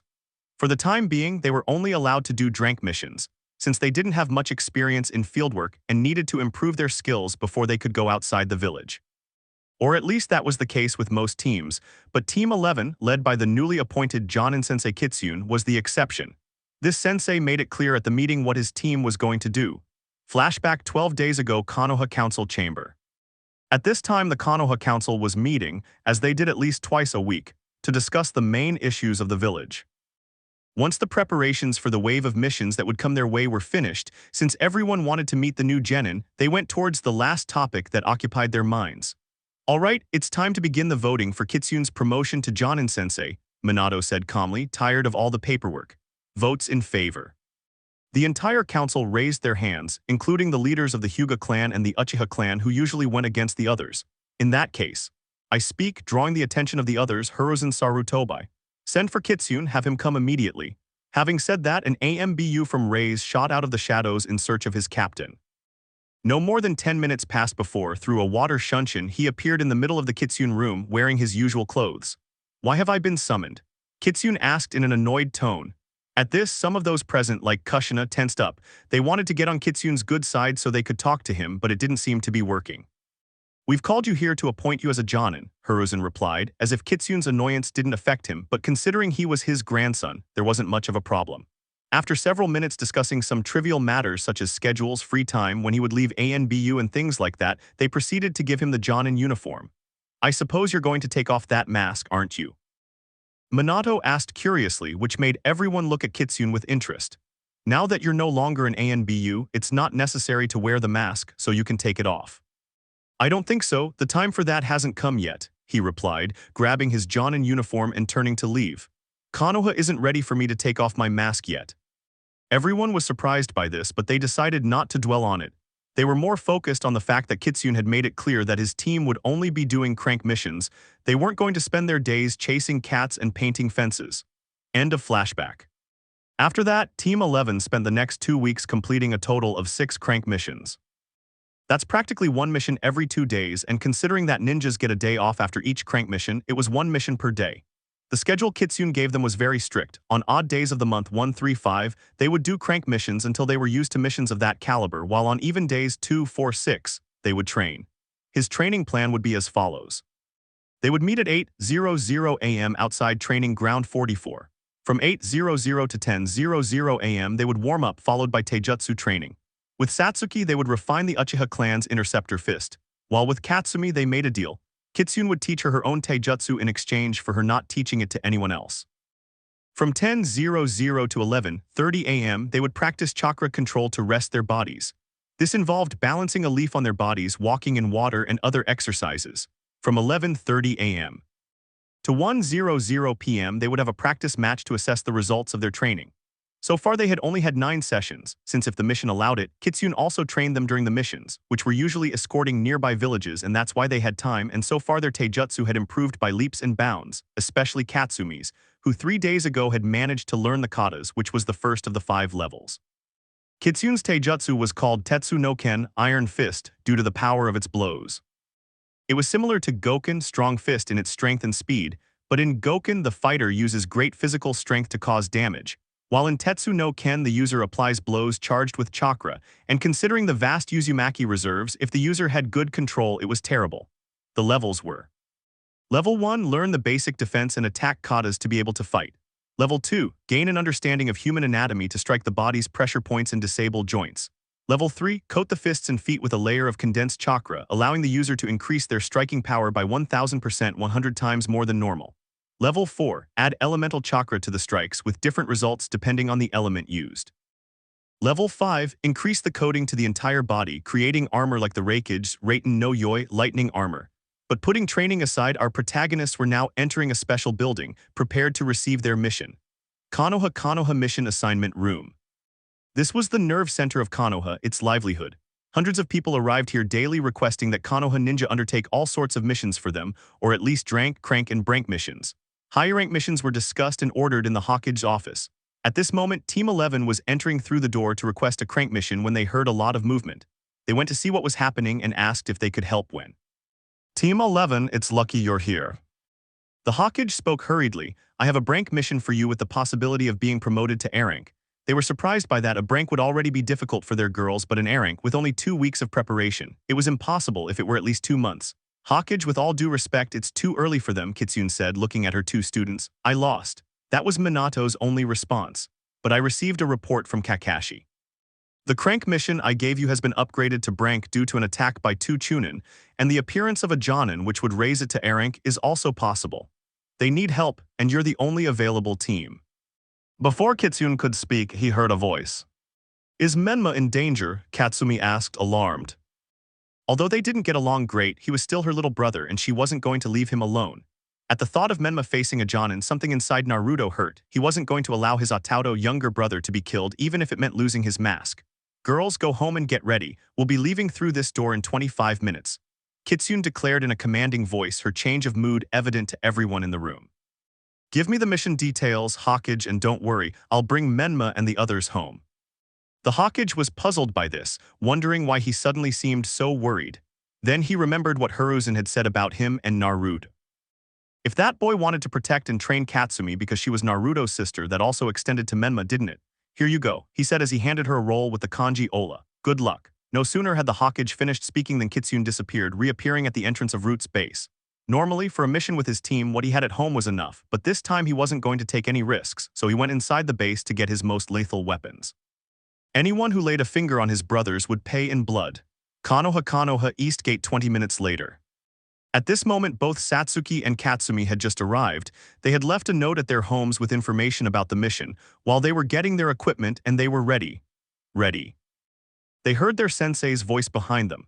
When they turned around, they saw him. He was serious, as if he were still on ANBU duty. In that case, we're leaving. Prepare yourselves because we won't stop until we reach Nami no Kuni, the land of waves. And with that said, they got down to business, jumping from tree to tree at top speed in the case of the girls. Chapter 14. Team 7 Nami no Kuni Forest. Team 7, consisting of Sasuke Uchiha, Menma Namikaze, and Sakura Haruno, and supervised by Kakashi Hadake, was escorting Tazuna, a bridge builder, to his home. It was supposed to be a simple mission at first, but things got complicated with the appearance of the demon brothers of Kirigakure, 2 rogue ninjas of Chunin rank. After the battle, the people of Konoha discovered why their client was being pursued. A tycoon named Gato, involved in drug and human trafficking, had invaded Nami no Kuni, taking the position of the daimyo. Tazuna, in an act of rebellion, decided to build a bridge so that, by being in direct contact with Hai no Kuni, they could help them. But putting that aside, the group of 5 people, 4 ninjas and the civilian, were now heading to Tazuna's house where they would rest until reinforcements arrived. That was the plan, but a shout caught their attention. Everyone down, quick. Hadake yelled, and seconds later a large sword flew over everyone's heads, plunging into a nearby tree. A figure appeared above the sword, wearing Kirigakure ANBU pants, no shirt, with straps to support the sword on his chest and bandages covering his mouth. Well, said the bandaged-faced man. Now I understand why the demon brothers were defeated if it is none other than Kakashi no Sharigan, the ninja who has copied more than 1,000 jutsu. The genin were surprised by this. Was their sensei really that powerful? And who was this man? What's someone like you doing here? Hadake questioned seriously. This was not an enemy he could take lightly. Zabuza Mamachi, known by the nickname the Demon of the Hidden Mist, Kirigakure no Kijin, and one of the 7 ninja swordsmen of the mist. It's an honor to be known by someone like you, said the man known as Zabuza, as he drew his sword and leaped from the tree to the ground. Now hand over the builder and I'll let you live. It won't be that easy for you. That was all the answer he received from Kakashi before the fight began. Team 11 Nami no Kuni border with Hai no Kuni. At this moment, Team 11 had just reached the border between Hai no Kuni, land of fire, and Nami no Kuni, land of waves. It was a strip of water that separated both countries. In a normal situation, they would have looked for a boat, but there was no time. Katsumi, Satsuki, get on my back, Kitsune said as a shadow clone appeared beside him. There's no time to lose. Both, surprised, agreed to their sensei's request, and once they were settled, he shot off running through the water. He was in a hurry, so he used chakra to power up his muscles, reaching great speed. In a short time they arrived at a forest covered by a dense fog where Kitsune unloaded the girls and dispelled the clone. "Oh my god, that was fast," Katsumi said, sounding dizzy. "Are you okay, Satsuki?" Yes, Satsuki managed to reply, her back turned so no one could see her, a blush covering her face. Kaya, Kitsune-sensei's back was so comfortable. "I sense Menma and Team 7 nearby," Kitsune announced, drawing her team's attention. "They're fighting someone, we need to hurry." And with that, they went at great speed towards where Kitsune sensed the chakras. Team 7 Nami no Kuni Forest. They were in trouble. That guy, Zabuza Mamachi, was very strong. He had been able to capture Kakashi in Suiru no Jutsu Hydro Prison technique in a dome of water that slowly drained his life away. While Zabuza kept Kakashi imprisoned, his water clones took care of the genin. Although they only had 10% of their strength, they were still enough to finish off the newly graduated students. Sasuke and Menma, in a burst of courage, stood up to fight. If they had to die, they would die fighting, so they took their kunai and launched into the attack. While Menma contained the clone in Taijutsu, Sasuke threw shurikens and kunai at his opponent from a distance, demonstrating great mastery of the Uchiha clan's shuriken jutsu. They were doing a good job as a team, until due to a mistake one of Sasuke's kunai missed its throw, creating an opening for the Mizu Bunshin to attack. He didn't think twice and launched himself with the Kubikirabacho in hand to cut the Namikaze in two. Everyone was in shock. Neither Sakura nor Sasuke nor Kakashi could do anything. They wouldn't arrive in time. Menma was going to be killed. Or so it seemed, until a black blur appeared from the trees, crossing the clearing at an impressive speed and drawing a katana in a smooth but swift movement intercepted the Kubikirabacho centimeters from Menma's head. "Damn, I made it in time." That was all that could be heard in the clearing.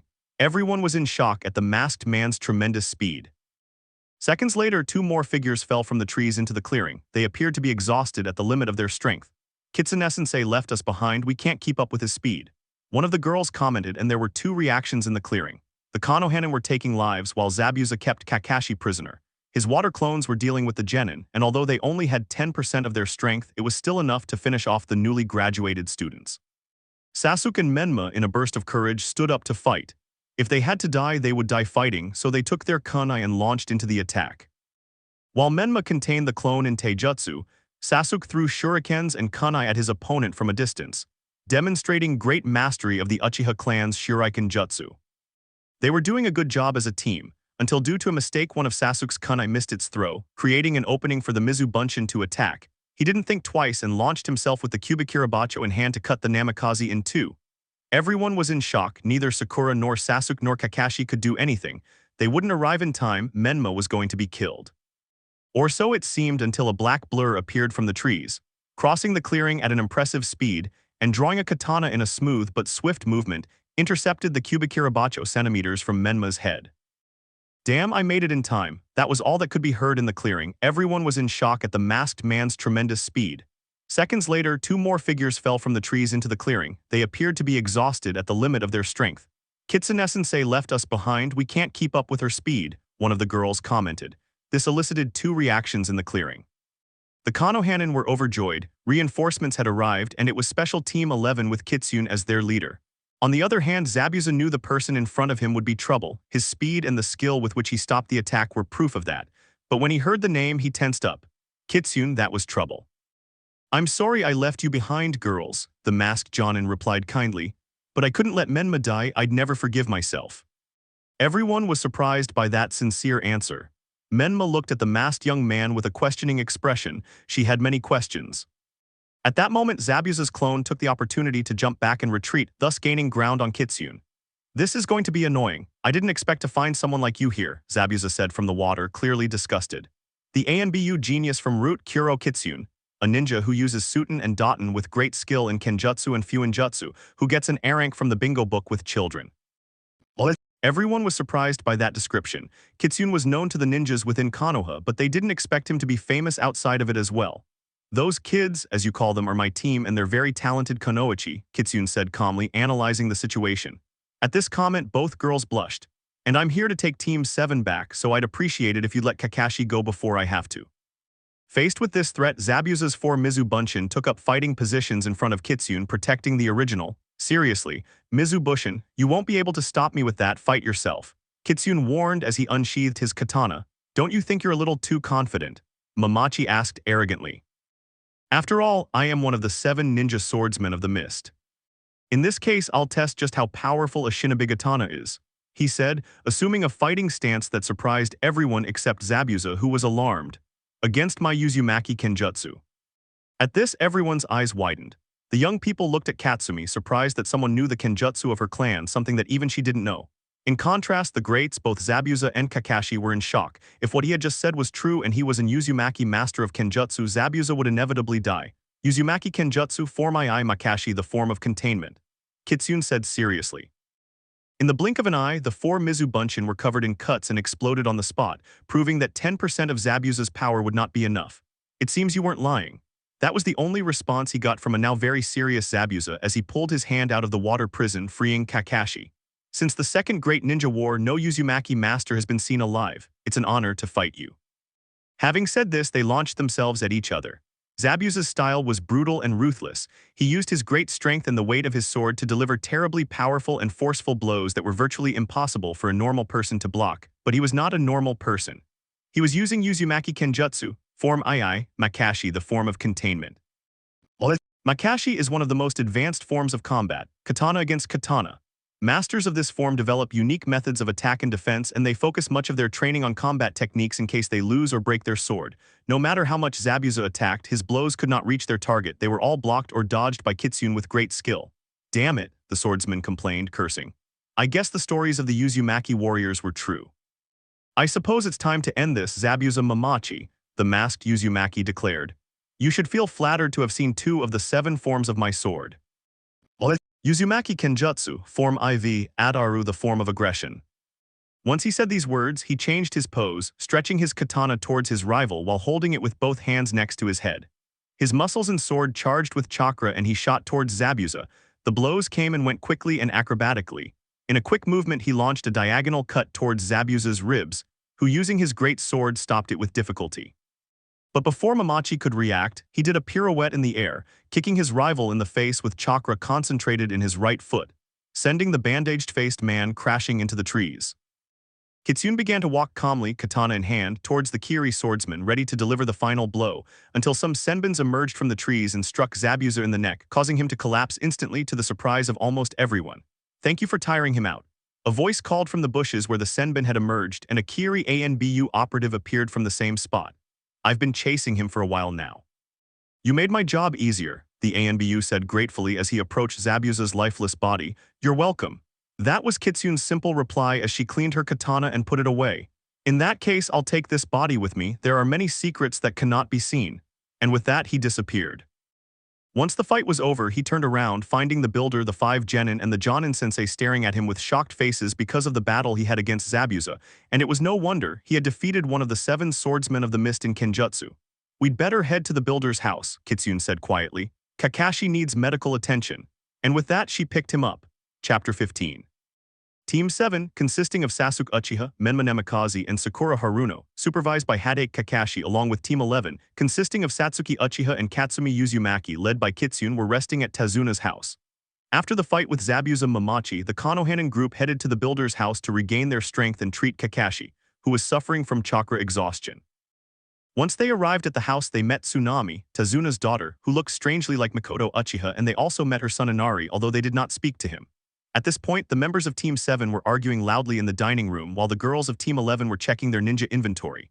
In another room, Kitsune was in charge of applying medical ninjutsu to Kakashi to accelerate his recovery. Team 7 and 11, Tazuna's house, Nami no Kuni. I'll say it again, Menma shouted, the Kitsune sword belongs to me. Keep dreaming, Sasuke replied coldly. That sword belongs to an elite Uchiha like me. Don't talk nonsense, that sword has to be used by the Hokage's son, that is by me, Menma replied arrogantly. Will you stop talking nonsense? Satsuki Uchiha's monotonous voice rang out. She spoke without even looking at them as she continued arranging her kunai. You don't know how to handle Kitsune-sensei's katana, it would be a waste in your hands. At that moment, Menma noticed how his pride was wounded. It was true that he did not know the art of the sword, but that sword still belonged to him because he was the Hokage's son and that masked man had to obey him. Sasuke, on the other hand, got angry. How dare that inferior girl reprimand him? He was the son of the leader of the Uchiha clan and she was just a nobody.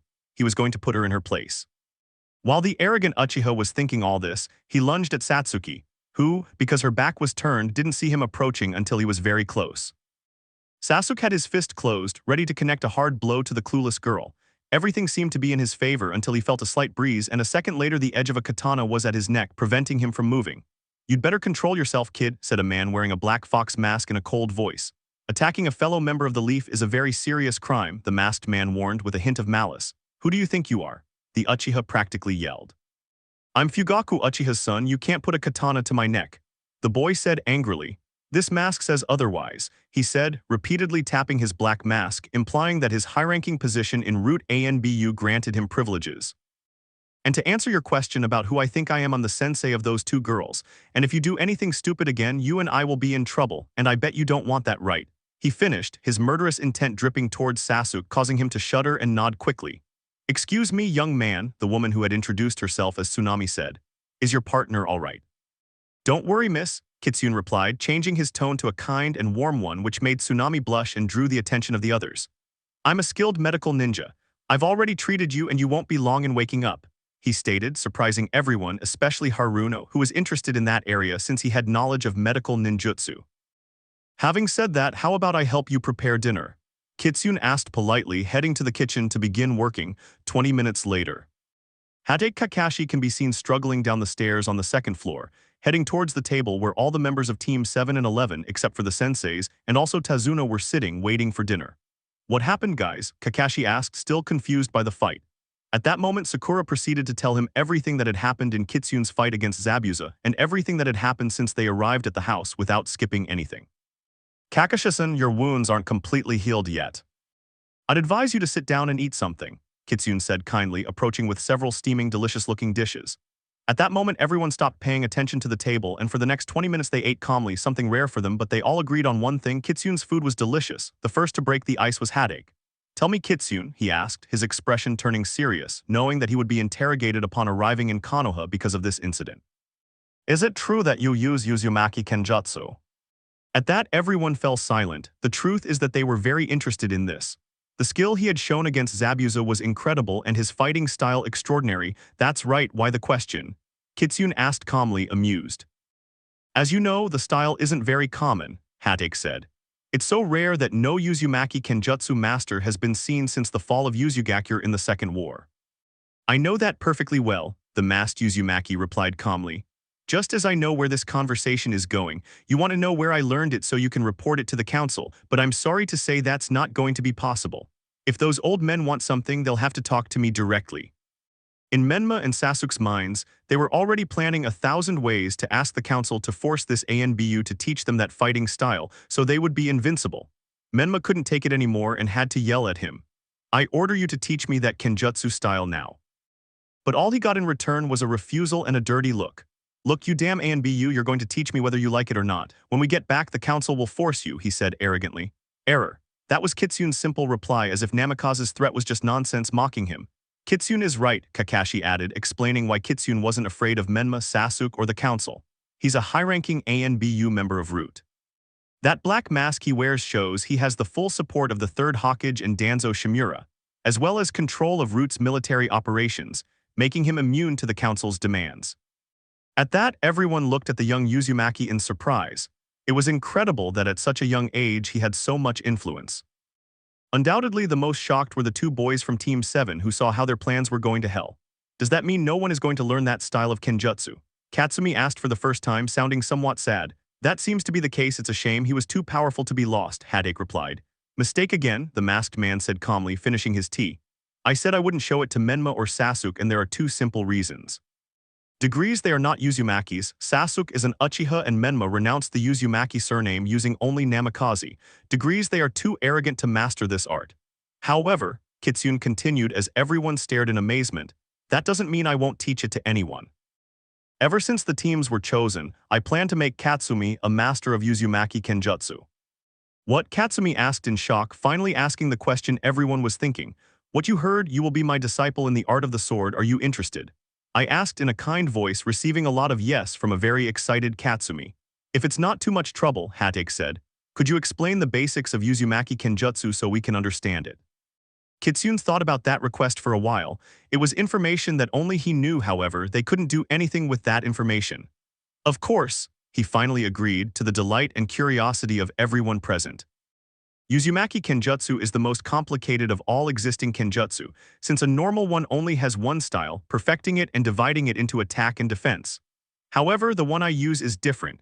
It has 7 styles that are used and mixed together to achieve incredible results, like in my fight with Zabuza. Those 7 ways are: 1. Form Shicho, the form of determination. Shicho is the most basic of the 7 combat forms and is mastered by every young apprentice of Uzumaki Kenjutsu. It contains the fundamental elements of any battle form, including basic attacks, target area identification, methods for dodging, etc. 2. Form II, Makashi, the form of containment. Makashi is one of the most advanced forms of combat, katana against katana. Masters of this form develop unique methods of attack and defense, and focus much of their training on combat techniques in case they lose or break their sword. 3. Form III, Sorsu, the form of resilience or resistance. The Sorsu form arose due to the great advancement of Shuriken Jutsu. It is based on narrow, precise, and efficient movements that do not expose the individual in the slightest to a group attack of kunai or shuriken from the enemy, which makes it the most defensive and peaceful of the 7 forms. 4. Form IV, Ataru, the form of aggression. The Ataru form is the most acrobatic and aggressive of the 7 forms. It requires the individual to master advanced jumping, movement, and spins through chakra-enhanced muscle enhancement. By incorporating these kenjutsu forms into combat, the individual surpasses standard physical limits for the Uzumaki clan. When using this form, the individual achieves such speed and dexterity that only their deadly, blurred silhouette is visible.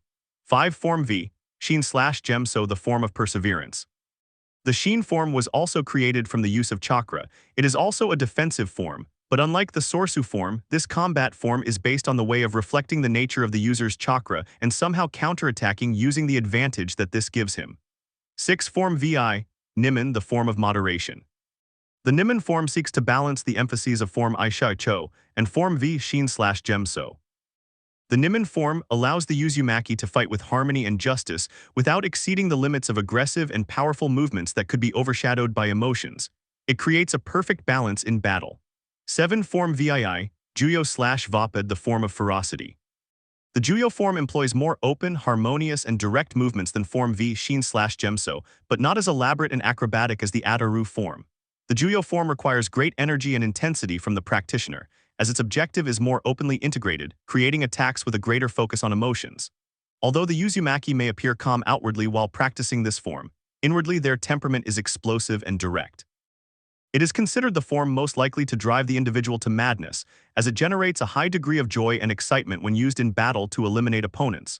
Depending on how the fight is going, the user must switch between forms and now go to sleep because your training starts tomorrow. Kitsune said seriously. In your case, Katsumi will start with the first form while Satsuki will begin her elemental training. Chapter 16. Team 7 and 11 Tazuna's house Nami no Kuni. In a rather humble house in the land of waves, Nami no Kuni, 2 Leaf Genin teams with their respective sensei were having breakfast. All right guys, Kakashi said, having recovered from his chakra exhaustion. Today we're going to start training. We're going to practice chakra control.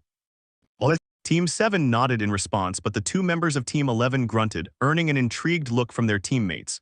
Relax girls, it was Kitsune who spoke. You've finished your chakra control training for now, we'll focus on some special training. And before anyone could protest, Kakashi-san, you know Zabuza isn't dead, right? Team 7 was surprised by this, as were the 2 girls from Team 11.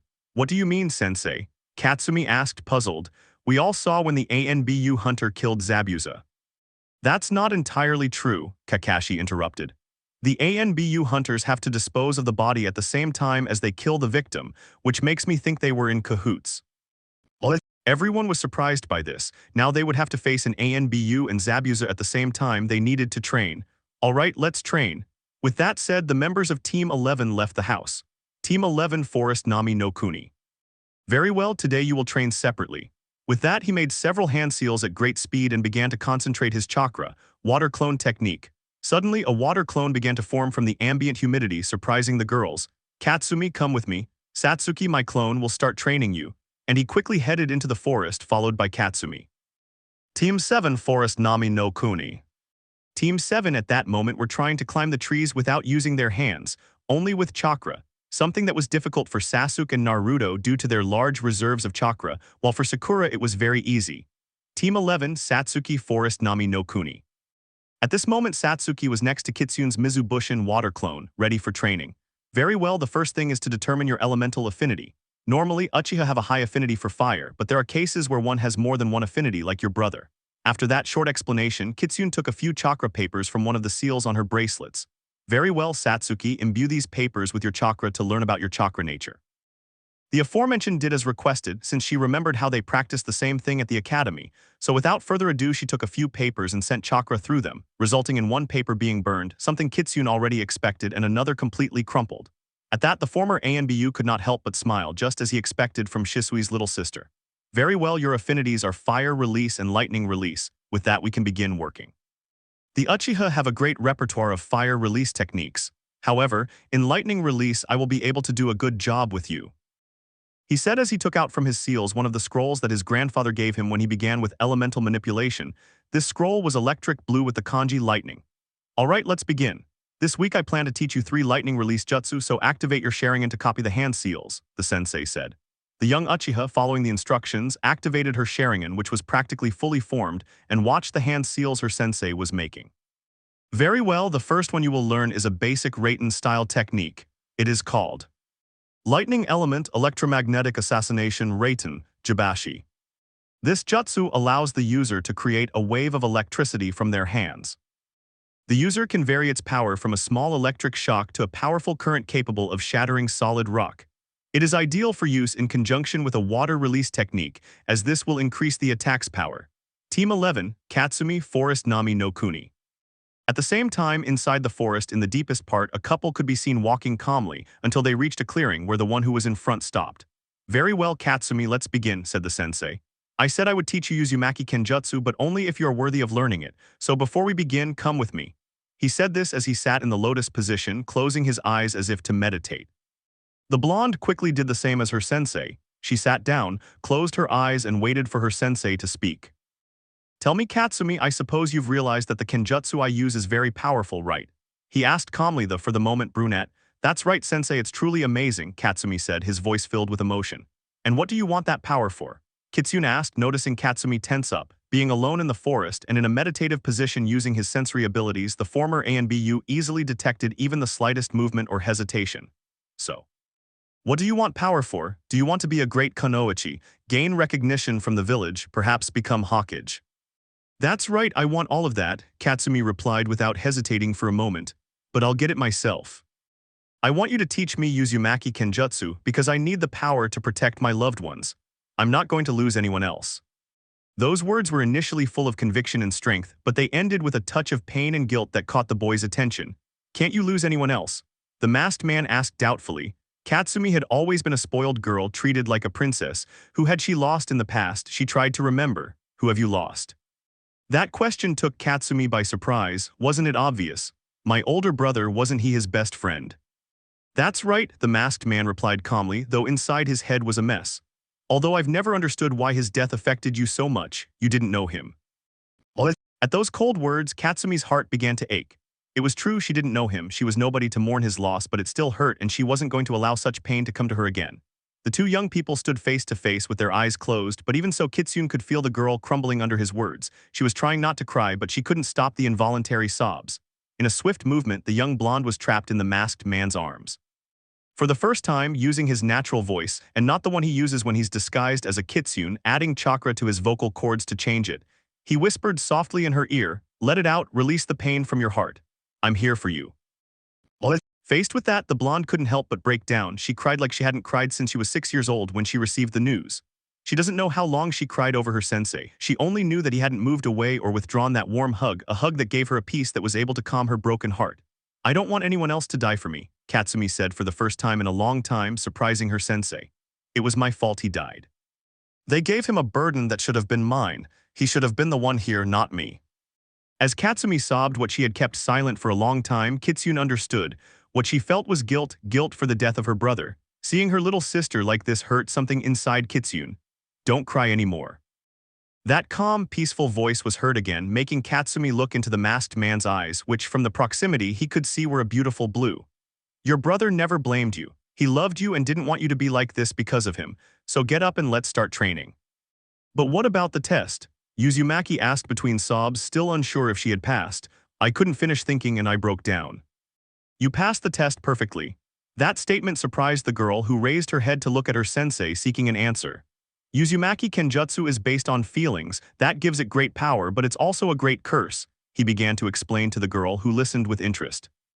If someone with a dark heart or with arrogance and selfish desires were to use it, they would surely fall down the warrior's path, just like Madara, thus losing their shinobi way. On the other hand, if it's used for noble purposes, it will be a great ally, and your desire not to lose anyone else is pure enough. Upon hearing that declaration, Katsumi couldn't help but feel happy, but a question came to mind. And you, sensei, what is the desire that drives you? In any other case, that innocent question wouldn't have been unusual, but for the young Uzumaki it was a surprise. What was driving him? Without hesitating for a second, his goal was always the same. He raised his hand toward Katsumi and said, "To protect my family." 4 simple words were the answer from her sensei, who said them while ruffling her hair with his hand as a sign of affection. But Katsumi could tell, behind that gesture and those words was a huge, unconditional love waiting to come out, which, combined with the memory of the hug her sensei gave her, made her blush. At that moment, a wooden katana hit her head. She looked ahead and saw her young sensei looking at her with intrigue. Let's begin training. Chapter 17. We find ourselves in the land of waves, better known as Nami no Kuni, which for some years has been subjected to a dictatorship by a business magnate named Gojo. But to change that, there were teams 7 and 11 from the Leaf Village, whose mission was to protect the bridge builder Tazuna and liberate Nami no Kuni. Nami no Kuni, Tazuna's house. In the bridge builder's house, we can see 5 genin and their 2 jonin sensei preparing for combat, taking all the necessary ninja weapons for the battle that would take place today on the bridge. A week had passed since the encounter with Zabuza took place, therefore Kiri Shinobigatana should have recovered by now. Aside from that, the bridge connecting Nami no Kuni to High no Kuni was practically finished thanks to the clones of a certain masked man. So it was obvious the bridge would be attacked that day, and the jonin sensei were ready to take down Momoshiki. Although it wasn't just the jonin sensei who were going to fight, during this week their students had done nothing but train in order to be able to face their enemy. Although they were not rivals for the ninja of Kiri, they had improved a lot. As for Team 7, they had mastered chakra control through exercises like walking on water and balancing leaves across their bodies, allowing them to use their jutsu without wasting so much chakra. Beyond that, they had been working diligently on their teamwork and coordination, resulting in significant improvements in their overall teamwork. However, they fell quite far behind the improvements achieved by Team 11, trained by Kitsune. Satsuki Uchiha had managed to master 4 different lightning release techniques, the last one being a gift from her sensei, who told her not to use it except in case of danger, since she had not yet mastered it perfectly. In Katsumi's case, she had already learned the first style of Uzumaki Kenjutsu, though she was still far from mastering it. At the moment, Katsumi was able to use the basic katas of form I, Shicho, the form of determination, and for this reason her sensei always made her carry one of his spare katanas with her, as he said it was so she could get used to the weight of the sword on her back. Very well, said a serious Kakashi Headache, drawing everyone's attention. We'll head towards the plan is as follows. Kitsune will finish off Zabuza like last time. I'll eliminate the opposing ANBU, and the genin will be responsible for protecting Tazuna in case anyone else appears. Understood. Hi was the response from the 5 genin, while Naruto headed off with Tsunami, missing everyone. Miss Tsunami, the masked Kitsune called, drawing everyone's attention. It's very likely that Gojo will send mercenaries to this house to kidnap you or your child. Everyone tensed at that. It was very likely. Perhaps they should leave a genin here. But don't worry, he said, I'll leave a few clones to protect you. And with that, he quickly began to form a chain of seals, and upon completing the charge of chakra, he said, Suten, Mizu Bunshin no Jutsu.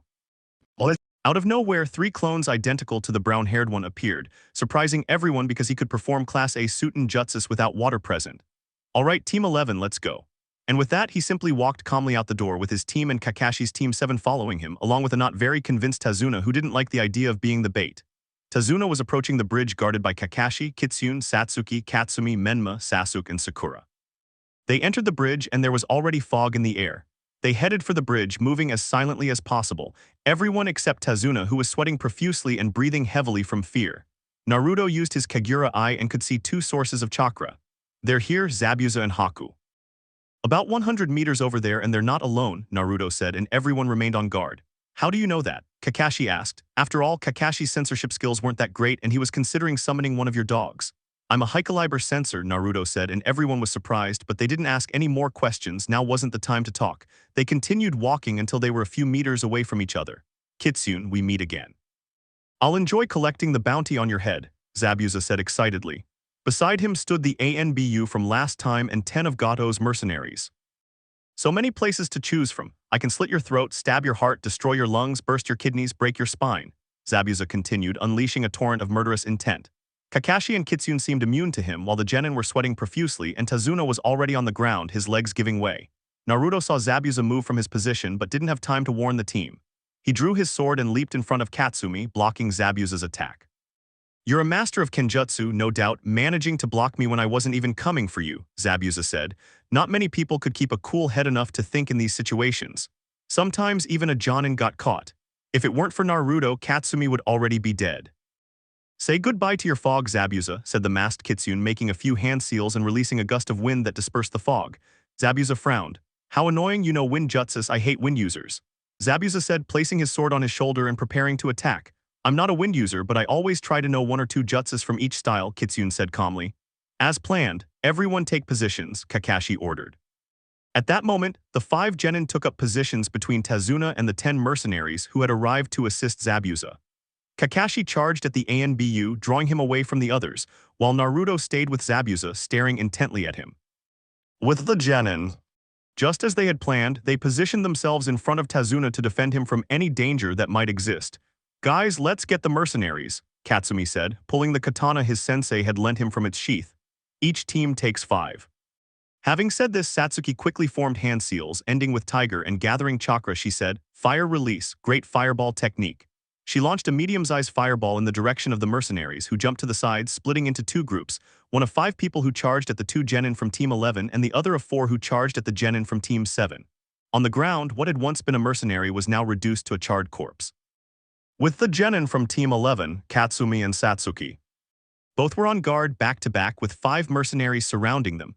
Come on, beauties, why don't you surrender? Said one of the mercenaries, a very large man with various scars on his face and a lustful look. If you surrender now, we'll be very good to you. I'm sure you enjoy being our boors as much as the women of Nami no Kuni. The mercenary said it with the intention of intimidating them. He thought that by saying that the 2 girls would be scared, but nothing could be further from the truth. He had just dug his own grave. The 2 Kunoichi were furious. No one was going to treat them like toys. In a burst of speed, Katsumi positioned her sword in front of her and in a sepulchral voice declared, Formai Shaicho, the form of determination, and launched herself at her rivals. They had thought she wouldn't know how to use the katana properly. Underestimating her was their second mistake. So they simply threw a slash at her head, which she masterfully parried and deflected toward the ground, shifting from defense to attack with a swift spin. First, a thrust flew towards the mercenary on the left. He couldn't react in time due to the shock and ended up with a sword embedded in his ribcage, piercing a lung, a certain death for him. Without pausing, he withdrew his sword, stopping a furious thrust from the man who had told them they would be his boors. He seemed enraged. Damn bitches, that was my brother, I'm going to kill you, he yelled angrily. Better watch your back, Katsumi said in a cold voice. Turning around, he saw Katsumi standing behind all the mercenaries, staring at them with a deathly expression while holding the snake's seal. Raiten, Reikyu, lightning sphere. And a second later, a sphere made of electricity advanced rapidly towards the mercenaries. The only one who could avoid it was the same subject who spoke the first time. The others were paralyzed by the impact, unable to move. Taking advantage of the opportunity Satsuki gave him, Katsumi gripped his katana tightly and ended the lives of the 3 mercenaries, cutting off their heads with the sharp katana. What are you? A startled mercenary asked, backing away from both genin. We're Kunoichi, you'd better remember that, you bastard. Satsuki said furiously, and the next moment the mercenary collapsed to the ground. He had made the grave mistake of looking at Uchiha with her Sharigan awakened in the eyes, falling into a genjutsu with no way out. While Katsumi cleaned the blood from her katana, Satsuki finished the job, slitting the mercenary's throat. They were undoubtedly lethal Kunoichi, with Team 7 Sasuke, Menma, and Sakura. The mercenaries and the genin were in shock, some because they saw their comrades being mercilessly killed, while the genin were jealous because their academy classmates had become so strong and jealous because they weren't the ones who had done it. It can't be, Sasuke thought angrily. That lightning release jutsu isn't from the Uchiha clan. That Anbu must have taught it to him. Damn it, those were Menma's thoughts. Katsumi-san is getting more powerful and I'm still stuck. While everyone was still processing what they had seen, a thought crossed the minds of the members of Team 7, I won't let them get the better of me, and they launched their attack. Sasuke and Menma launched themselves, kunai in hand, against the mercenaries in a taijutsu battle, demonstrating why they had been trained from a young age by their parents, gaining ground even though they were two less. While the two boys were fighting, Sakura prepared two kunai with explosive tags, which, without the mercenaries noticing because they were fighting, she threw behind them, a few meters away. Menma and Sasuke, who were losing ground due to the numerical difference, realized Sakura's trick and began to trace hand seals. Futen, Reppuken wind push, Menma said as he finished making the corresponding hand seals, launching a current of air towards his rivals. Fire release, great fireball technique. She launched a small fireball, but when it combined with Menma's technique it gained some size and speed. This caused the mercenaries to jump to dodge it, landing near Sakura's kunai. Katsu. Sakura screamed. Immediately 2 explosions were heard that sent the mercenaries flying, leaving them unconscious. Who would have thought that Kakashi-sensei's teamwork training would actually be useful, said a pleased Menma. Chapter 18. With Kakashi and the ANBU. All the mercenaries had been defeated by some genin, and the fight between Kakashi and the masked man didn't seem to have any clear winner in terms of taijutsu.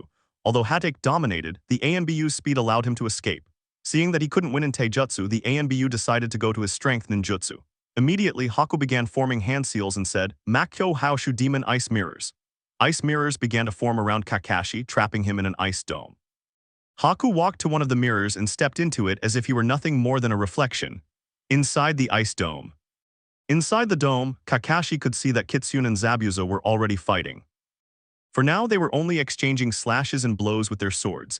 It seemed that before fighting seriously, they wanted to see how the fight inside the dome would end. Kakashi focused on his battle and noticed that every mirror around him reflected Haku. He saw that each Haku held 3 senbon needles in each hand and was ready to attack. Kakashi's uncovered eye widened as he realized Haku was much faster now. Without the Sharigan to keep up with her movements, he would lose, so with no other option, he lifted his headband, revealing to the world a red eye with 3 Tamo, the Sharigan. This allowed him to evade all of Haku's attacks. Haku looked at Kakashi in surprise. You're the first one to even dodge my attack when they're trapped in this jutsu. Naruto just smiled. Haku continued his relentless assault, shifting from mirror to mirror as he launched countless senbon needles at Hatake. This went on for several minutes. Kakashi simply dodged all the senbon without even needing jutsu, his mature Sharingan being sufficient. How are you dodging my attacks? Haku shouted, finally losing his temper. You can't win, this jutsu uses up a lot of chakra and you're almost empty, Kakashi said simply. Shut up. Haku yelled and charged at Kakashi as fast as she could, but the Hatake's Sharingan could still track her perfectly, seeing every movement of her muscles in slow motion as she charged.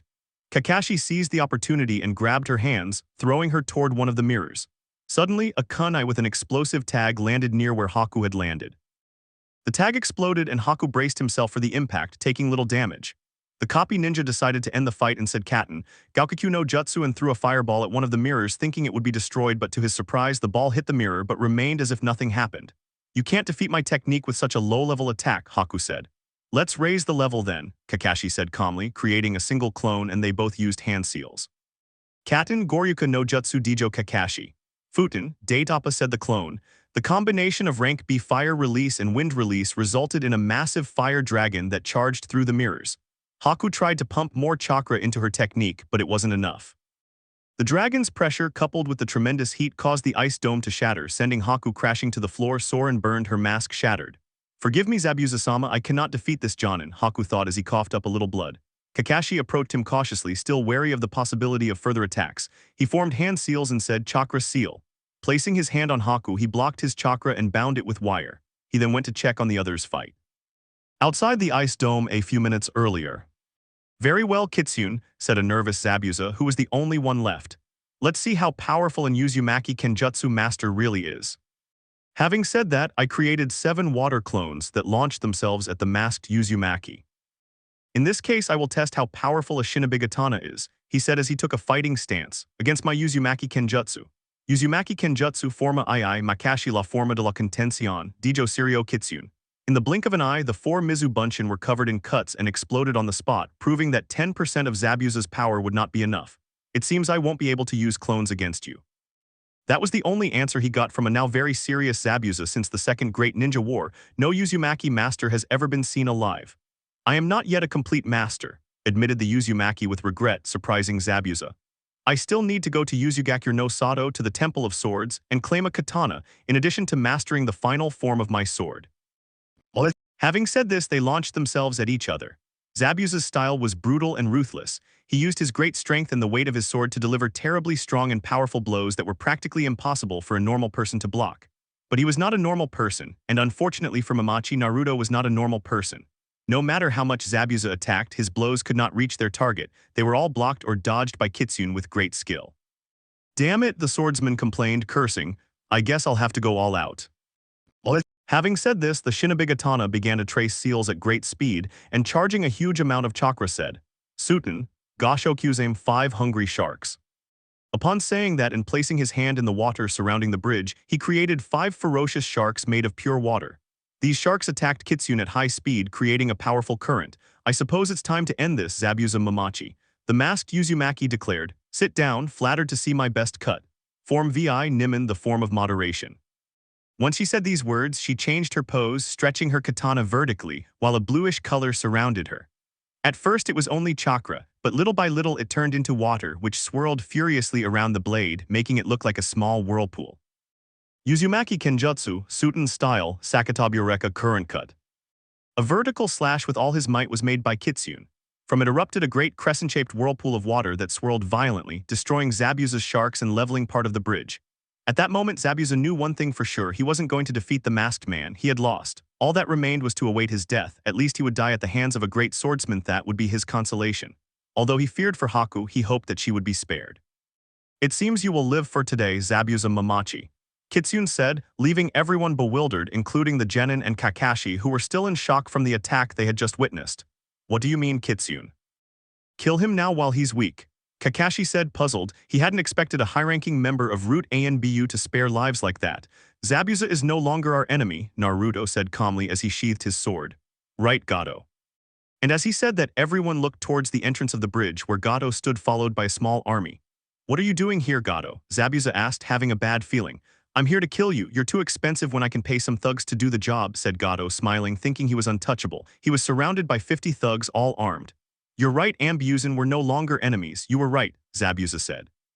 Zabuza picked up his sword and was about to charge at Gato when Kitsune put a hand in front of him, which confused Zabuza.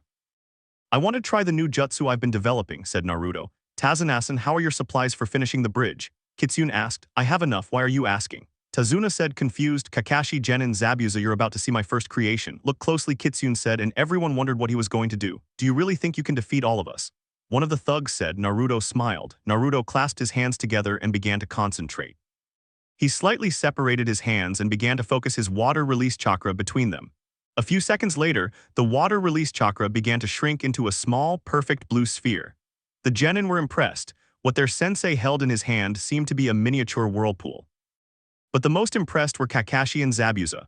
They were well-trained and could sense the amount of chakra the technique contained. How many liters must be compressed into that sphere? It must have monstrous pressure. "Very well," Kitsune said, clearly focused. "This technique consumed a lot of chakra and was very complicated. Suten, Yumi no Kaku Oceanic Core." After that, he leaped into the air and landed straight in the middle of Gato's army formation. A huge explosion occurred. Thousands of liters of water were released and went flying, leaving the spectators in shock. Everyone watched in awe at the power of such a jutsu. When the dust settled, nothing remained where the jutsu had landed. Where Gato and his thugs had stood, there was now a gaping hole. Even the bridge itself was destroyed. The only thing left was Kitsune standing in the water. The entire right sleeve of his outfit had been ripped off, destroyed by the force of the jutsu. "So much power," Kakashi said, observing everything with his Sharigan. "That technique was easily S rank." "Maybe I should give up. I wouldn't want to be on the other side of that," Zabuza thought. "That power should be mine. With it, I could be the greatest Uchiha. Yes, that power will be mine," Sasuke thought as he watched in awe of Kitsune's enormous blow. "What the hell are these shinobi? They can't be human," Tazuna thought with fascination and a little fear. "Great, my technique worked," Kitsune exclaimed happily, and everyone turned to him with their eyes fixed on him. Although he was still a 15-year-old boy, almost 16, no one seemed to remember, and they were puzzled by his attitude. "It's over. Gato is more than dead," Kakashi said. "So Zabuza, what do you plan to do now? Will you go to Kiri to fight for the rebellion?" Kitsune asked, drawing everyone's attention and surprising Zabuza by revealing his plans. How do you know? How do you know I'm a rebel ninja?" Zabuza said as he got into a fighting stance. "Don't look at me like that. You're one of the Kiri no Shinibigatana Shichinin Shu, 7 swordsmen of the mist." And only Reiga Kurasuke and Jinpachi Manashi remained loyal to the 4th Mizukage during his mad killing spree. Kitsune said calmly, surprising everyone with his accurate information. If I'm not mistaken, you and Kushimaru Kurahire are still loyal to the rebellion, working as mercenaries to support it. Kasame Hashigaki deserted like a coward and left, and from what my sources have informed me, there's a young man who inherited one of the swords Chijuro, I believe his name is.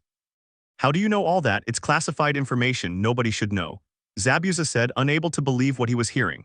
I'm one of the 3 ANBU route commanders of Konoha. Staying informed is one of my duties, Kitsune explained calmly. So tell me, are you going to Kirigakure no Sato to help the resistance? That's right, I'm going to join the resistance to free Kiri, Zabuza replied seriously, but before finishing he looked sadly at Haku. Haku, I'm sorry, but our paths diverge here. What? Why are you saying that, Zabuza-sama? Haku said, on the verge of tears. Doesn't he need me anymore? Haku was on the verge of tears. She was devastated. The person she considered her father, her savior, wanted to abandon her. Was she no longer a useful weapon? Was he going to abandon her just because she had lost to Kakashi Headache? Haku, I can't take you with me. I'm going to war. I don't want to take you to a place like that, Zabuza said as he approached her. You're too good to go fight in a war, he said, standing in front of her. Besides, you have a Kekkei Genkai, and I'm not going to take you to Kiri so Yagura can try to hunt you down. Just as Zabuza said this, Haku lifted her face, and Zabuza wrapped his arms around her lovingly. I won't let Yagura try to kill my daughter. When he said that, everyone was surprised, especially Haku. Knowing that Zabuza loved her like a daughter, she couldn't have been happier, but it was time to part ways. Zabuza would go to Kiri to fight, but what about Haku? What would Haku do? Zabuza-san, where am I going to go?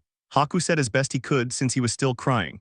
I don't know, little one, will find a place where you'll be safe, Momochi replied calmly. I think I have a solution for that, Kitsune said calmly, drawing everyone's attention. My team is one person short, and Haku's medical skills would be very useful. Are you interested in coming with me to Leaf Village? What? Everyone was surprised by this. Did that masked man really think he could just bring a ninja he didn't know into his village like that? Why would you do that? Zabuza asked suspiciously. He wasn't going to leave Haku with just anyone. She needs a safe place and I have one to offer. Besides, my team is one member short of being complete if they want to take the Chunin exams, Kitsune said calmly. And what about the village council? She's a Yuki, won't they try anything against her? That was what worried her most, that the damned civilians would try to turn her into a breeding machine. She will be under my protection no matter what those civilians want, Naruto said with conviction as he drew his katana. And if anyone touches her, I swear on my sword I'll cut off their head. What? That was a promise to everyone, but for Zabuza it was much more. It was an oath of honor between 2 swordsmen. He had just taken Haku under his care until Zabuza ended up in Kiri and he would protect her with his life. Okay, Haku, do you want to go to Konoha with them? Zabuza asked calmly, knowing that as long as she was with Kitsune she would be fine. If you trust them, there won't be any problems, Yuki replied calmly. Her father trusted Kitsune and so would she. In that case, it's decided. We're going to rest. We'll leave for Konoha in a week from this bridge, don't miss it, Kitsune declared before leaving for Tsunami's house. Tazuna's house a few days later. Everyone was at Tazuna's house, packing to leave. The bridge was complete, and the land of waves was beginning to recover from Goto's tyranny. Haku became friends with Katsuki and Satsuki since they shared a similar background. Everyone in the village gathered on the bridge to bid farewell to their hero, the brave shinobi who killed Goto and freed the wave. Don't cry, Inari, I'll come to visit, Katsumi said, and Inari simply nodded. Take care, old man, Kitsune told Tazuna. Goodbye and don't forget to visit us, Tazuna said, and everyone nodded, after which they left for the leaf. What should we name the bridge? One of the villagers asked. How about the super grand Tazuna Bridge, said Tazuna, and Tsunami hit him on the head. How about the great Uzumaki Bridge? Since he was the one who killed Goto and convinced Inari of what he loves, said Tsunami, and everyone agreed. The great bridge of Uzumaki, Tazuna said as everyone left. Hokage Tower one day later. They were all in the Hokage's office giving him the mission report. Since the group consisted only of shinobi, they managed to reach Leaf Village much faster, even though they had to stop a few times so Sakura could rest. I see, said an impressed fourth Hokage. In that case, I think I'll have to discuss it with the council at this afternoon's meeting. You may leave for now. While for everyone else that meant they had done a good job and the village council would know about it, giving them lots of points. For Kitsune, it only meant one thing. Those damn old men are going to cause trouble. Let me know in the comments below if you guys want the next part. Also check out my other video that has been shown and left. Thank you for watching. If you enjoyed this video, please like and share this video. And have a fantastic day. Bye.